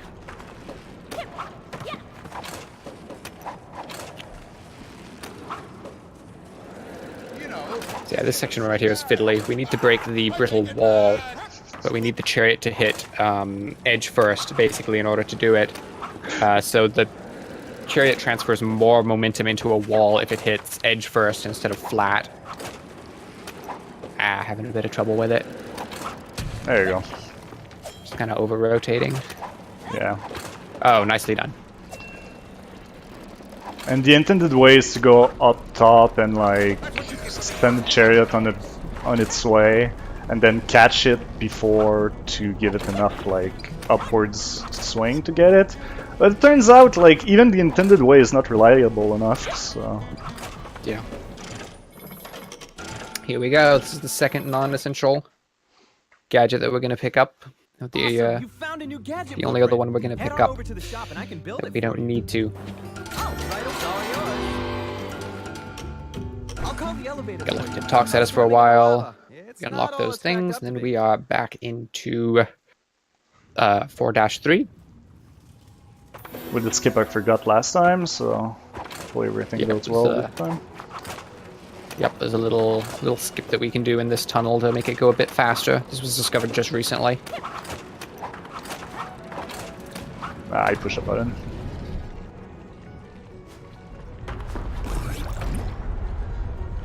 Two, 3,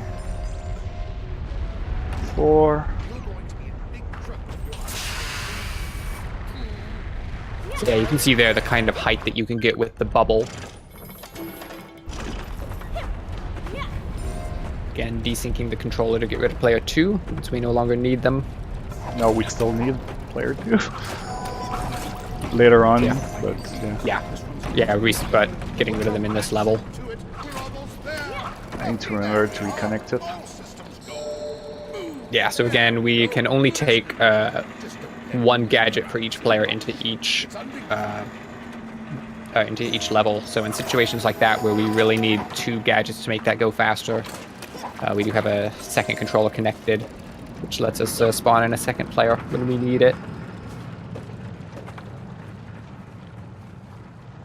And that tech saves a lot of time throughout this game.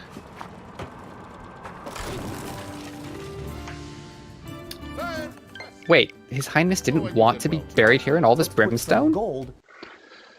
Oh, I forgot to. My wish came true. You're back. Whatever. Oh, ready for adventure? Onward Okay. to adventure. I thought that was a very fitting sepulcher, but okay, I guess we're going to World 5. So we're into the last world here, and get used to the attractor. We're not going to see anything else really from here on out, except for some player 2 uses. Attractor is basically a go fast button. Yeah. Not only right out of the gate. it can act like as a double jump, it can act as a speed up, it can act as what else? There's so much stuff with the attractor you can do. Basically everything. So the attractor, you use it, it's got a cooldown on it, but when you use it, it pulls the chariot towards yourself. And you can use that to gain a lot of speed, to make jumps you wouldn't otherwise be able to make, and just generally control the chariot in a lot of really cool ways.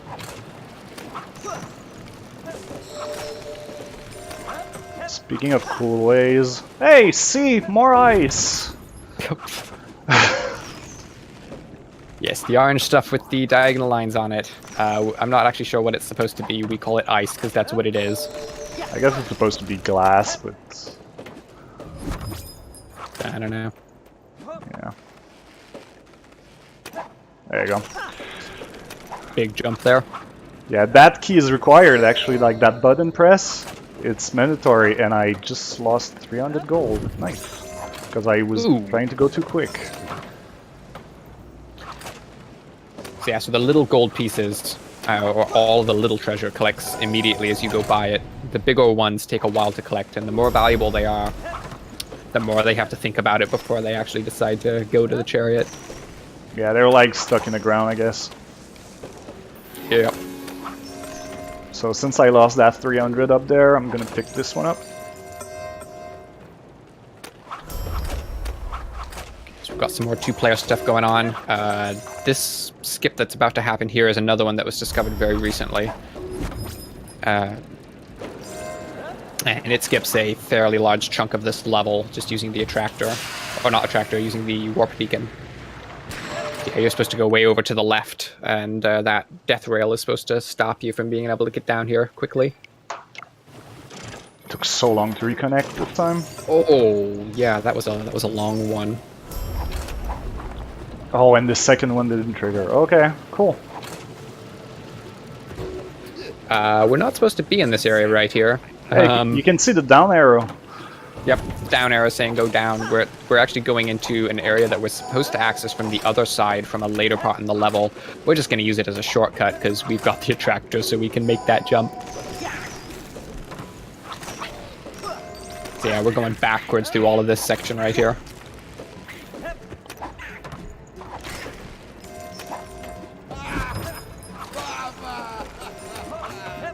Why does that one platform have to be ice? I don't know.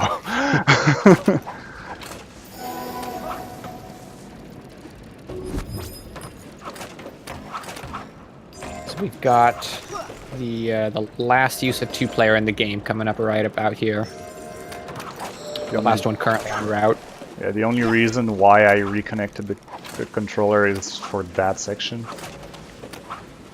So yeah, so there's a door. We're actually not going to see the door, so I'm just going to tell you what's there.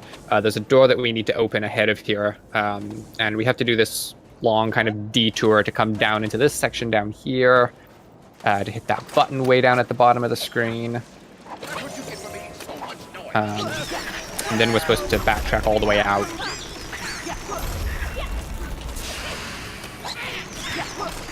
Oh, what? But, Oh, she stayed off screen for too long. Well, Oh, whoops. Okay, well. So yeah, if the players go off screen for too long as well, they will despawn. alright. So I'll have to do it the casual way. Okay. Okay. Yeah, we're doing this old route. Yeah, like the warp beacon would have teleported me up here instead of having like to do all this finicky stuff. Yeah.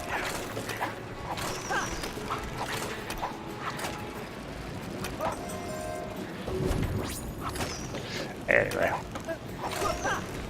So, right now you said like 4 minutes 50 that it takes us to grab a tractor in 4.5. Yeah, something around there. Just the first skip we did with it, how much does it save? You know? Probably save like around 2 minutes. That first section that we skipped is super long. Oh, that's bad.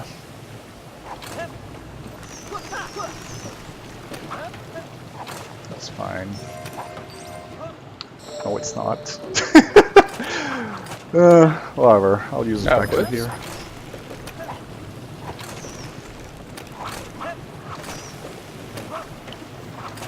So yeah, I was supposed to bring Chariot in that little area and like use a hole that I can go through and drag the Chariot through the other. But like, why would you? Oh, I guess we haven't talked about sand. Oh. So welcome to World 5. We're being good commentators here. So welcome to World 5. There is sand. The sand is lava, but worse, because the Chariot doesn't float in it, and bubble doesn't make you immune to it. So yeah, if you get stuck in the sand, it can be bad, and it can take a while if the Chariot goes into it to drag the Chariot out. Had to improvise a bit here. Bad though, we're getting to the end of this level.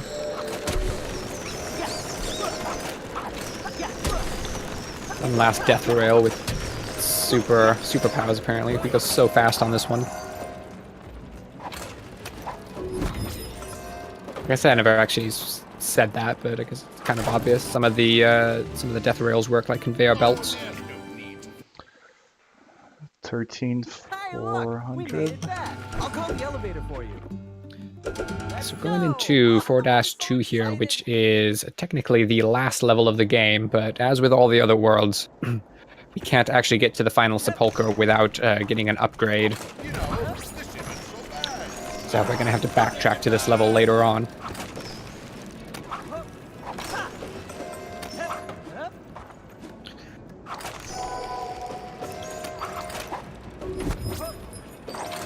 There you go. I'm on course for the treasure count, which surprises me. I thought I'd skip a lot. Yeah. Okay, so yeah, at the end of World 5, we need to have 50,000 treasure. Yep. So...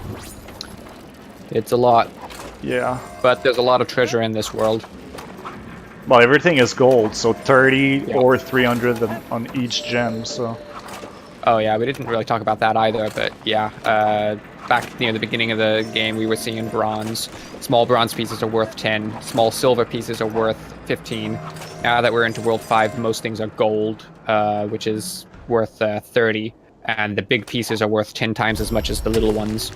So that big one that you just collected there, that's 300 by itself.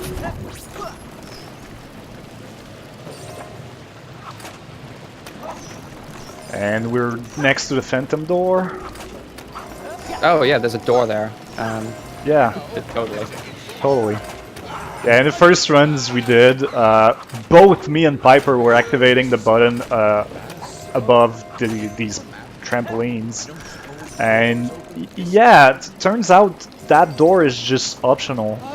Yeah, the button up there doesn't actually open a required door, it opens a side door that lets you get to an upgrade. Whoops. Yeah, we just actually saw over to the right side of the screen there. That is the entrance to the final part of the level, but it will not open to us yet. We need to come back once we have the Regal Diamonds, or Regal Jewels, or whatever it's called. Yeah, Regal Diamonds. Yeah, that's right. Yep. Which is the final upgrade.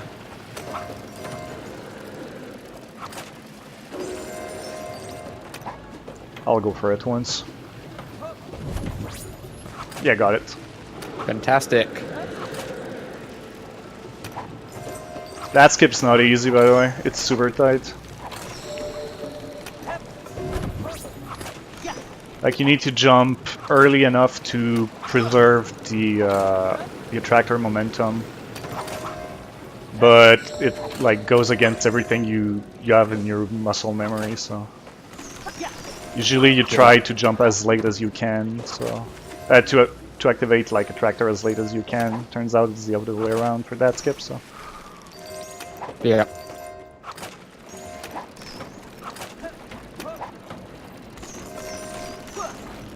yeah, sadly I couldn't show you that life paths are nothing but a suggestion. Oh yeah, that we don't actually have any uses of that on route anymore. No.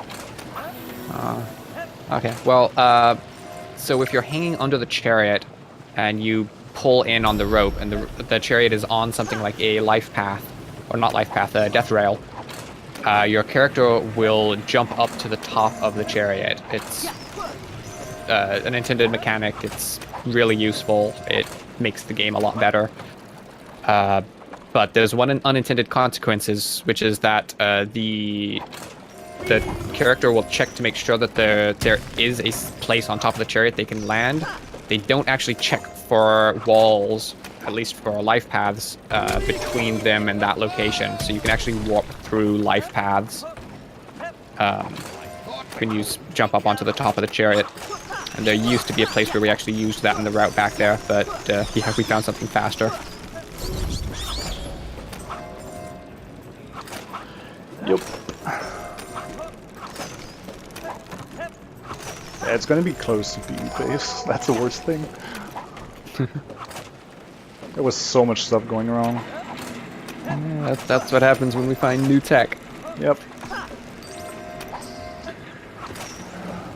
I'm not gonna try yours. I know it's faster for this one, but there's a way to make it from this platform over here, where the bow is standing, to the one above me. I tried to do it for the longest time. I just can't. I'd rather do it on off a rotating platform, which is even harder to Piper, but yeah, it's fiddly to set that up, but the way I do it from the lower platform is just really, really precise. It's hard. It's really hard. I don't blame Crawler for not going for it. Another triumph for his 22. It's good to be. I'm good again. Let's go! Oh, I'm so excited. Okay, we are going into 5-4. Excuse me, 5-3. So I need 13 out of this one. Okay. I just doing quick maths to make sure. That was an issue in my last PB, so. Yeah, so this level is called Crumbling Pillars.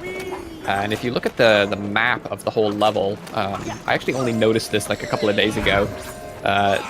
There are two large structures in this level, which are where it gets its name from, which are basically these two huge leaning pillars, kind of like old ruins.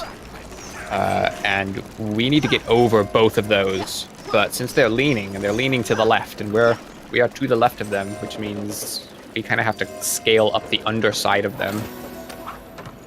So there's a lot of, in this level, we're now at the base of the first pillar. We're going to be trying to climb up this pillar here. But yeah, it's basically one massive overhang that we have to climb up. That woke up. Okay. Ah, yeah, sometimes it can wake up the jumpers above you. I'm gonna be safe on treasure. Overly safe. I just don't want to see 2-4 again. Yeah. This is good backup treasure over here. This is actually off the route. This is backup treasure, but it's pretty efficient. It's close to the efficiency of the 2-4 grinding. So it makes really, really good backup treasure if we ever need it. That's what you get for making so much noise. That was so weird. Okay, yeah. Oh, that was scary. I just skipped That was the scary. section again with the tractor. I was supposed to go to the right, from the chariot to the left. I just went to the left. We jumped over it. Yeah, we're gonna use a tractor to break a lot of stuff in this. I think we skip more buttons than we actually hit in this level. Probably, yeah.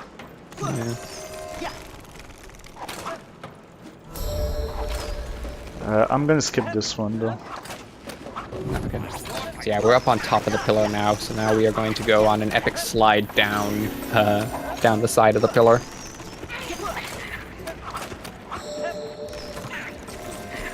Okay. And that one is risky. I didn't get ejected. Yes. Okay. Yeah, sometimes the game will just decide that you don't have good footing on the chariot and you will fall off a bit. Kind of want to skip that, but there's 1,000 over there. So Yeah. It's worth it. Excuse me. So yeah, so we now are at the base of the second pillar. So we're going to be doing the whole climbing up the overhang again. And there's going to be a lot of doors in our way that we're going to have to open. We opened that one back there. oh yeah, see that Kinda button need to the left? See that button? Yeah, it's supposed to open the door to the right over here. Yeah, But we can just jump. yeah. So we just jump because we've got a tractor. We can do high jumps now. Yeah, see the button to the left here? For that door over here. Oh, see the button to the right there? Yeah, we need to press that one. Oh, I have tried. I have looked so hard to try and find a way of skipping this button, but there's no way. Yeah, there's absolutely no way. Like Even that. with 2-player, Yeah. there's nothing. But there's another button over there that we're gonna skip. Oh yeah, to the left. Forgot. It's easy to forget about them. Yeah. Yeah, it's to Yeah, open that's that all door. right there. And there's a button to the left there that we saw briefly. That's to open another door to the top. Yeah. Yeah, just to remind you, all of these skips we're doing, this is because of a tractor. We don't have to hit any of these buttons because of this gadget. Yeah. Some of them we might be able to skip with Royal Arms, but Okay. yeah, tractor's just so fast. That was a bit slow, but it's fine. Hey, one more door. Yeah. Oh, I guess that one was from the button below. Yep. But yep. So we are now on top of the second pillar. Ready to go sliding back down the side of it again, but this time with a box. Because this wouldn't have been stressful enough without a box. Oh, I didn't So get again, if we- ejected again. Good. Again, if we turn the box upside down, it falls off. So, Whatever works, box. Whatever. wow. That was interesting. Yeah.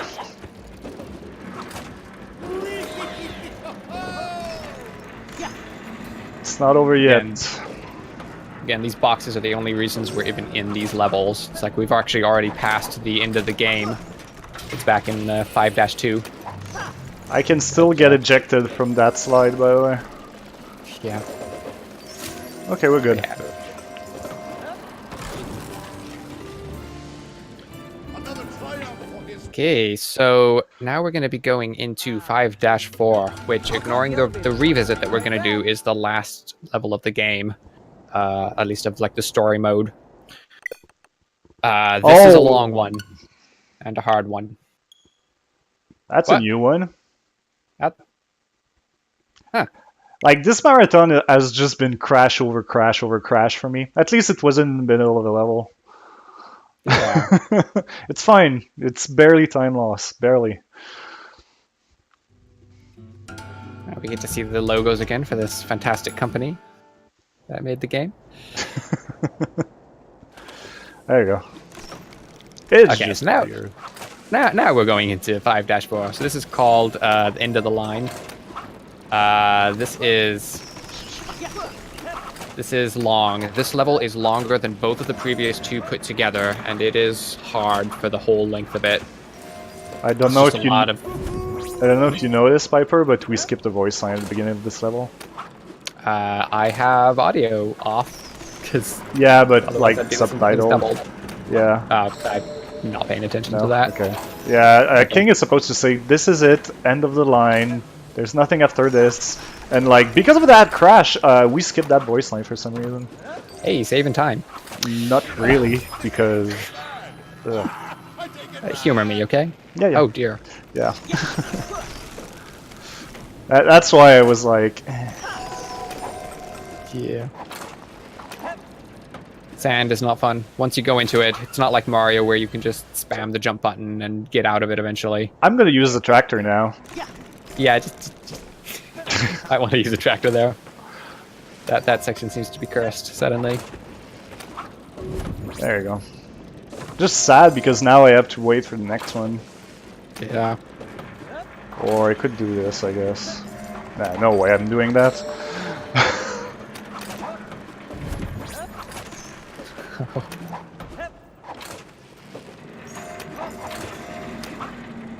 Yeah. Tractor cooldown is on a tight usage here. Yeah, every time the tractor cools down, for the most part, we are going to be looking to use it again as quickly as possible, just because it's a push button to go fast kind of gadget. If you see us not using it for a little while, usually it's because we're holding it back for safety. Because as if it wasn't good enough already, it's also a really good safety item. You can do all kinds of cool recoveries with it if it's cooled down. Usually not once you're down in the sand, but for most other types of stuff. Please touch the ground. Oh, I was too far deep. Ah. Oh yeah, one wheel I think was on the land too. You could have made it if you'd still had time. Yeah, my controller was shaking. By the way, rumble in this game is super important. Like, it gives you so much information. It's actually the first game that I played that actually gives you information via rumble instead of just like, oh, you're shaking in the game, or you collided with the ground. Like, no, the game actually rumbles when you're pulling the chariot, rumbles when you try to get back on top. There's so much information carried through that. Yeah, it's kind of hard to explain it if you don't like have the controller in your hand. But yeah, rumble is it's not just an aesthetic thing in this game. It is actually an information stream, which is important, which conveys information that isn't conveyed in any other way. Like what Collier mentioned there with getting back on top of the chariot, as long as at least one wheel of the chariot is touching the ground or a death rail, you can pull yourself up on top of it, and the game will do a little rumble to confirm with you that you're about to do that, or that you're in a position where you can. So yeah, rumble actually is very important in this game. If you've got a controller that has rumble broken on it, or a cheap one that doesn't have it, it is actually... It's probably not super detrimental, but it's definitely something you want to have in this game. Especially if you play it like for speedrun. Like not having it actually sucks. I have an 8-bit though, which would be a lot easier to ground and like keep your stance on some areas. And I don't use it because it doesn't have rumble, and not having it just completely messes me up. And here, the last skull. We picked the first skull and the very last skull. Well, maybe not the very last. Like one of the last ones. Yeah, that skull just happens to be in our way, so we pick it up. And the skulls don't actually do anything to the story, but if you collect all of them, there's 3 of them in each level. If you collect all of them, then you unlock the road that leads to 5-5, which is Kaizo with a skateboard. Yeah, if I have time, if I finish quickly, I'm gonna show like the first 1 or 2 checkpoints, if that's still okay.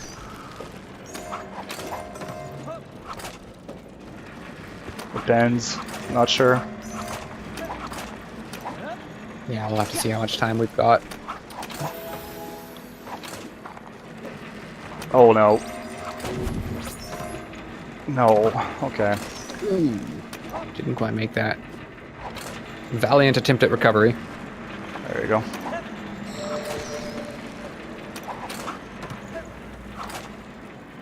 You remember this skip, Piper? This one here? Yep, yeah, I've been going for it. Oh yeah? Okay. Oh, come on, please. I think I'm pretty sure I do that in my current PB. I had to mess it up. See, I'm here because I don't go for that. I finally started going for it because it's not hard. Yeah, I keep bugging him about it, and now I mess up in a marathon. Nice. Oh, I should point out also, in case it's not obvious, there are two types of spinning platforms. There are the normal ones and there are the broken ones. The normal ones, like this one Carly's interacting with right now, they have a set path, and they will pick a direction and they spin. The other ones, they're like, I don't know, they're meant to be broken, they're weak, they're not strong enough. So once you touch them, they move, but they respond to the chariot. Basically, you push them down on whichever side you're on.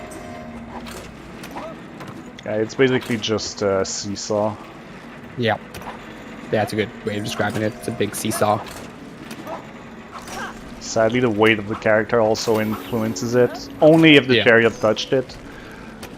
So...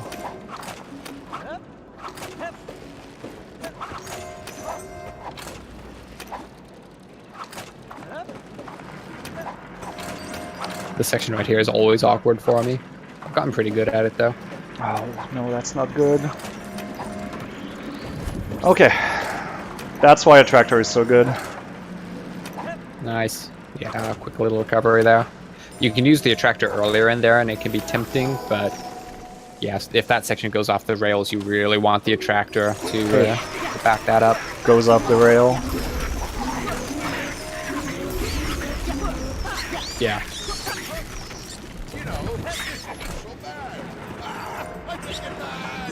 Oh, that flipper! Oh. Fine. Yeah, so the amount of treasure that the looters steal depends on what type of looter it is and on how much treasure you have in the current level. We are in the later game now, so we usually have a lot of treasure, and all of the flyers in this section will steal the most that they can steal, which is 300. The ropers, if you get stolen from by them, they can actually steal up to 1,000 in one go. Oh, please rotate back in position. Oh, this is awkward. Oh no. Oh dear. Okay. I didn't want to use the tractor. Turns out I should have. Yeah. It's looking like we are going to have time to show off 5-5 a bit. It's estimate is at 225. Hopefully I can show at least 3 checkpoints of that level. The level casually took me like 4 hours to give you an idea. So yeah. It took me even longer than that, but I was playing on PC at the time, so I had to use a single gadget through the whole thing. Yeah, and I did it in several little passes too. So. Yeah.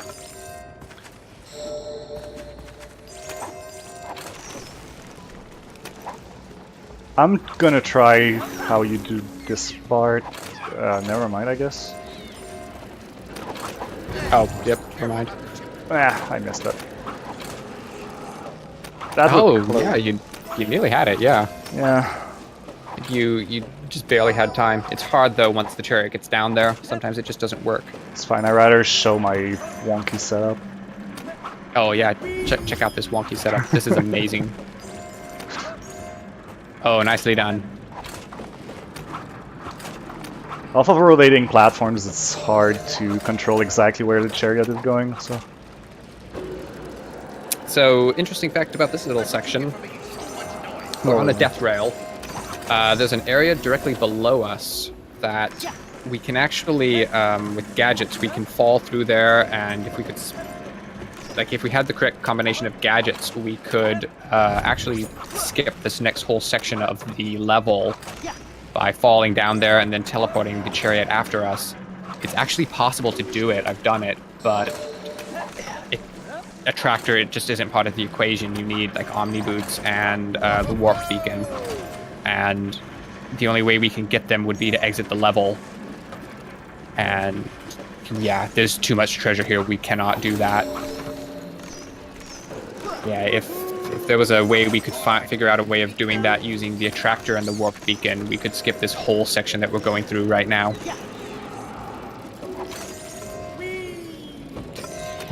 Whee! Yeah.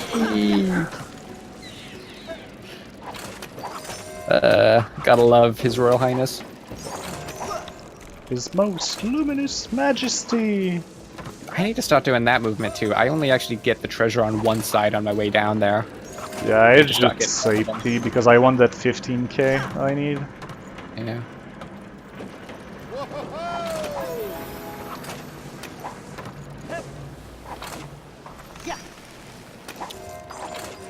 Okay, we're going not quite onto the home stretch here, but we're getting there. With the box of my nightmares. This last box is hard. Oh, and we do I even don't- crazier stuff with it. So. Yeah, I don't think it's too hard or too much of a stretch to say that this is the hardest box in the game. Is what we're about to do here. Astronaut. What? I was I just. think I missed that reference. Yeah, same.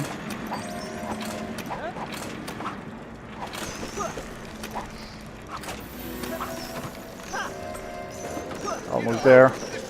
This last section we're going through here is actually I really like it, but it is kind of stressful. It's all about it's really fun just in terms of how you have to manage the chariot's momentum, getting it over these rotating platforms.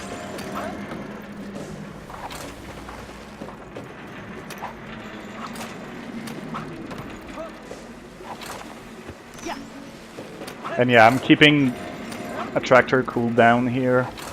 Yeah. If something goes south, I can at least you can take the north pole of the magnet and make it out. Yeah, it's possible to save time there with the attractor, but it's hard. And the attractor is just a really, really good backup item there, and that is easy to mess up. Oh, hey, look, a box. And the grinder, you may have seen up there. Yeah, it was on screen for a moment. The grinder is directly above where we got the box, but we're going to have to do a huge detour. I have spent so much time trying to find ways of glitching the box up there. But there's just, yeah, we still haven't found any way, so we have to do this whole difficult section right here. Again, we can't turn the box upside down or it'll break. We still found a lot of like interesting glitches with that section, to be fair. Yeah, we found some interesting ones. Yeah. Oh, and if you're thinking, what about Warp Beacon? Sadly, if you use the Warp Beacon while the box is on the chariot, the box falls off. The box doesn't get teleported with the chariot. Unfortunately, they thought of that one.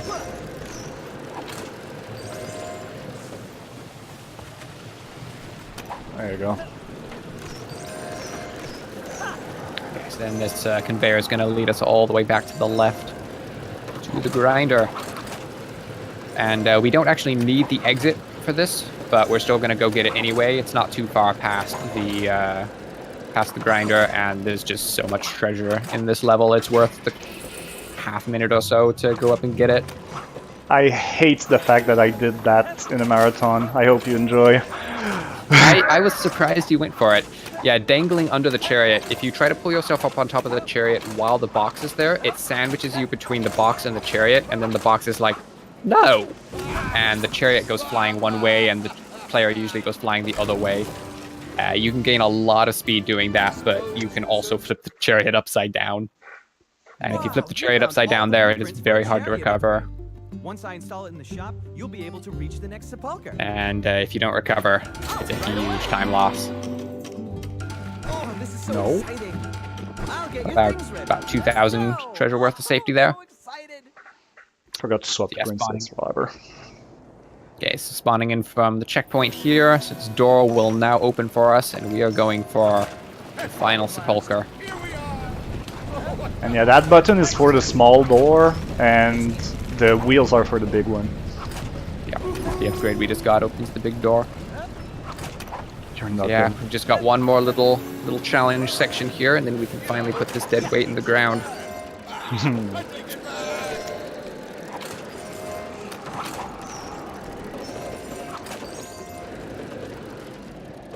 Oh, Gotta love rail tubes. yeah. Oh, come on, get on top. Okay, we're good. Yeah, there's a reason we were so happy about being able to skip that one rail tube in, what was it, 4-3? Yeah, 4-3. Yeah. Ah, there was a checkpoint there. Oh, don't say, oh, you didn't. I even missed the skip. Like, that's a sad thing. Well, this next section better go well. That's Checkpoint skip. fine. Don't worry about that.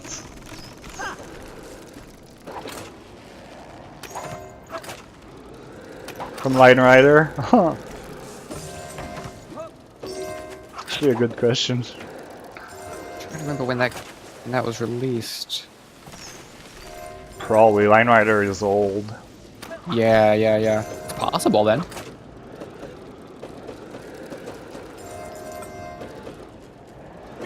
Thank you, Tube, for cooperating. Yeah. Another tube. And did we get the skip here? Yeah, we Oh, did. no problem. Very smoothly done.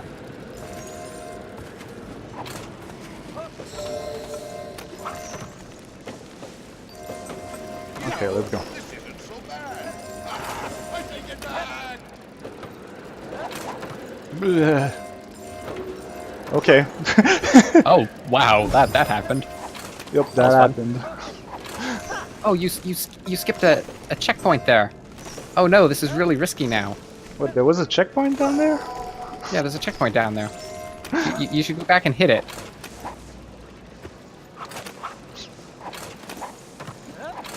Oh, okay. Yeah. There's There's probably... literally nothing between those checkpoints that can hurt you, so... I think there's sand down there, no? Yeah, but we don't go over that way. Okay. We don't go near the sand. Isn't there a life path right over the sand? I don't think you can actually fall in the sand. You can drop the chariot in, but Huh. you can fish it back out. Okay, yeah, that... So, This is literally another scroller. This is why I'm using a tractor now and then. I'm trying Yeah. to pull a chariot to optimize the time. yep, you can... It's auto-scroller-ish, but yeah, you can save a little bit of time. And when I say little, I mean very little amount of time by pulling on the chariot a couple of times throughout this. I think you could say like second and a half, 2 seconds. That sounds about right. I haven't actually measured it. And now we wait. Oh no, I hit the checkpoint. Ah, reset. Reset.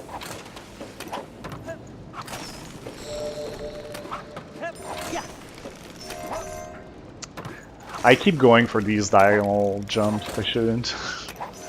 Just ends up costing me time. Yeah. So yeah. I'm gonna let part of the... Yeah, this is the final stretch, by the way. I'm gonna let part of the cutscene play, just as a tradition of sort. That was fun. That's the first time I've ever done that. Oh, nice. And, yeah. Okay, so get ready on time. You'll need to call it out, caller, because I'm on Oh, the yeah. delay. As soon as you see those two bars, black bars at the top and the end, that will be time. I just completely missed the last section. And time. Oh, Excellent. good run. Yeah. That was a really cool game, honestly. Yeah, it's really fun, I swear. Like, casually speaking, I had a blast going through this game. You've got to be kidding. All right, I know This is someone it. had mentioned a This is Kaizo what my level. ancestors built in the ancient So depths we of the are. You Bible have Canticles. about All those 10 minutes, so For this, feel free to go ahead and show that off. at least I have I'll my kind of own. butt in if you kind of go if you start to head over Oh, that time. you But can go have ahead. it. You guys have I've about 10 always minutes been worth the of showing best off that at level. amassing Yeah, Okay. I'll just go out right then. I'm also going to use the setups I use in Broken Dream, which means I won't be using a tractor made it. for I all of this never level stopped because Ready I'm for not using adventure? it in Onward in to that category. So adventure! okay, if you want to be impressed now that you know the mechanics, this is the perfect level for it. The jumps will be incredibly risky, and the entirety of this level, by the way, is completely doable without gadgets. When you see me use a gadget, it's just because it's way easier to do it that way and safer for a marathon also. Yeah, just try to wrap your head around what it would take to do some of these bits without the gadgets anytime you see him using one. There's actually an in-game achievement for completing this level completely gadgetless. Like, you can This already see these jumps are like on the very edge of doing doable. It's actually crazy. each one's a little bit longer than the last one, and it stretches it to the limit of what's possible.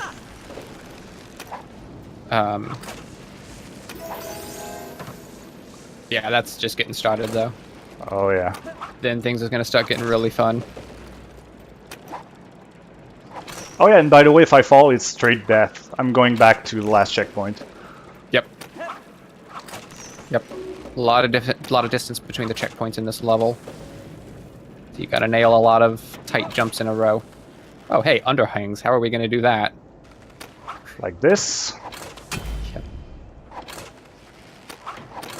Yeah. Bounce the chariot up and then land on it, using a peg there to make that one easier. Yeah, You can see each of these overhangs is a little bit deeper than the last one. And without gadget, you've just got to bounce the chariot up and then jump off of it before it falls. And the switch. Got to pass the chariot underhand from one side of this to the other. Now And again, each one of these. I need to build momentum now. Yeah, and each one of these gaps here is a bit longer than the previous one, and it is no headroom. Again, using the peg to make this easier.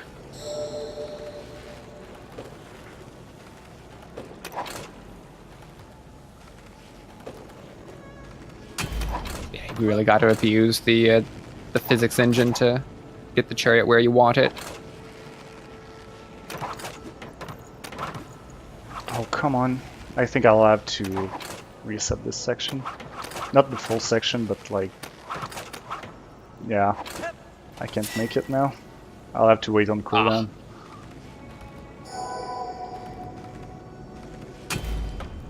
There you go. That's more like it.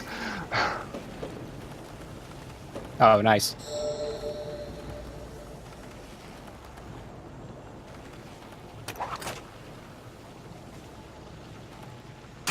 And again, we've got one button on the shoulder button on the right side, which is to hold the chariot with a rope. Then the two shoulder buttons on the other side reel the rope in and let it out. He's using that strategically to get the chariot swinging. Now we've got more overhang section here, but we're going the other way. We're going up this time. This one's not too bad, but each overhang is, again, a little bit more... A little bit more of an overhang than the last one. The last one is doable also without gadgets, but like... No thanks. Yeah, a little quick peg use there just to keep it anchored in place for just a moment.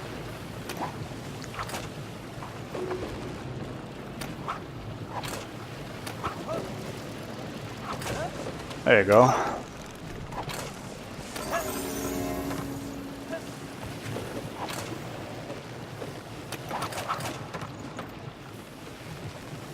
I'm gonna redo this ghost rail.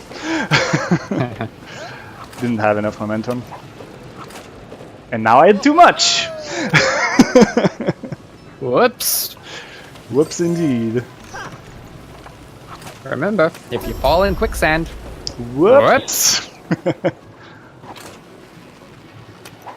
That was fun. oh, that was amazing. Swing around and land on top of the chariot again. Okay, if you paid attention in 5-4, I did that once. This kind of stuff. Now I'm actually doing it to skip a section of this level. Because why shouldn't a difficult level have difficult skips in it? Yeah. Oh, nicely done. Not over yet, though. Somehow gotta get the chariot up on top of this. Oh, nicely done. Yeah, I got lucky, to be honest. Yeah, it looked like it was wanting to go back to the right there. Okay. So as I said, everything in this level is supposed to be doable without gadgets, but this next section is so hard without any gadgets that I'm warping out to use Royal Arms. Whoops. I took the wrong checkpoint.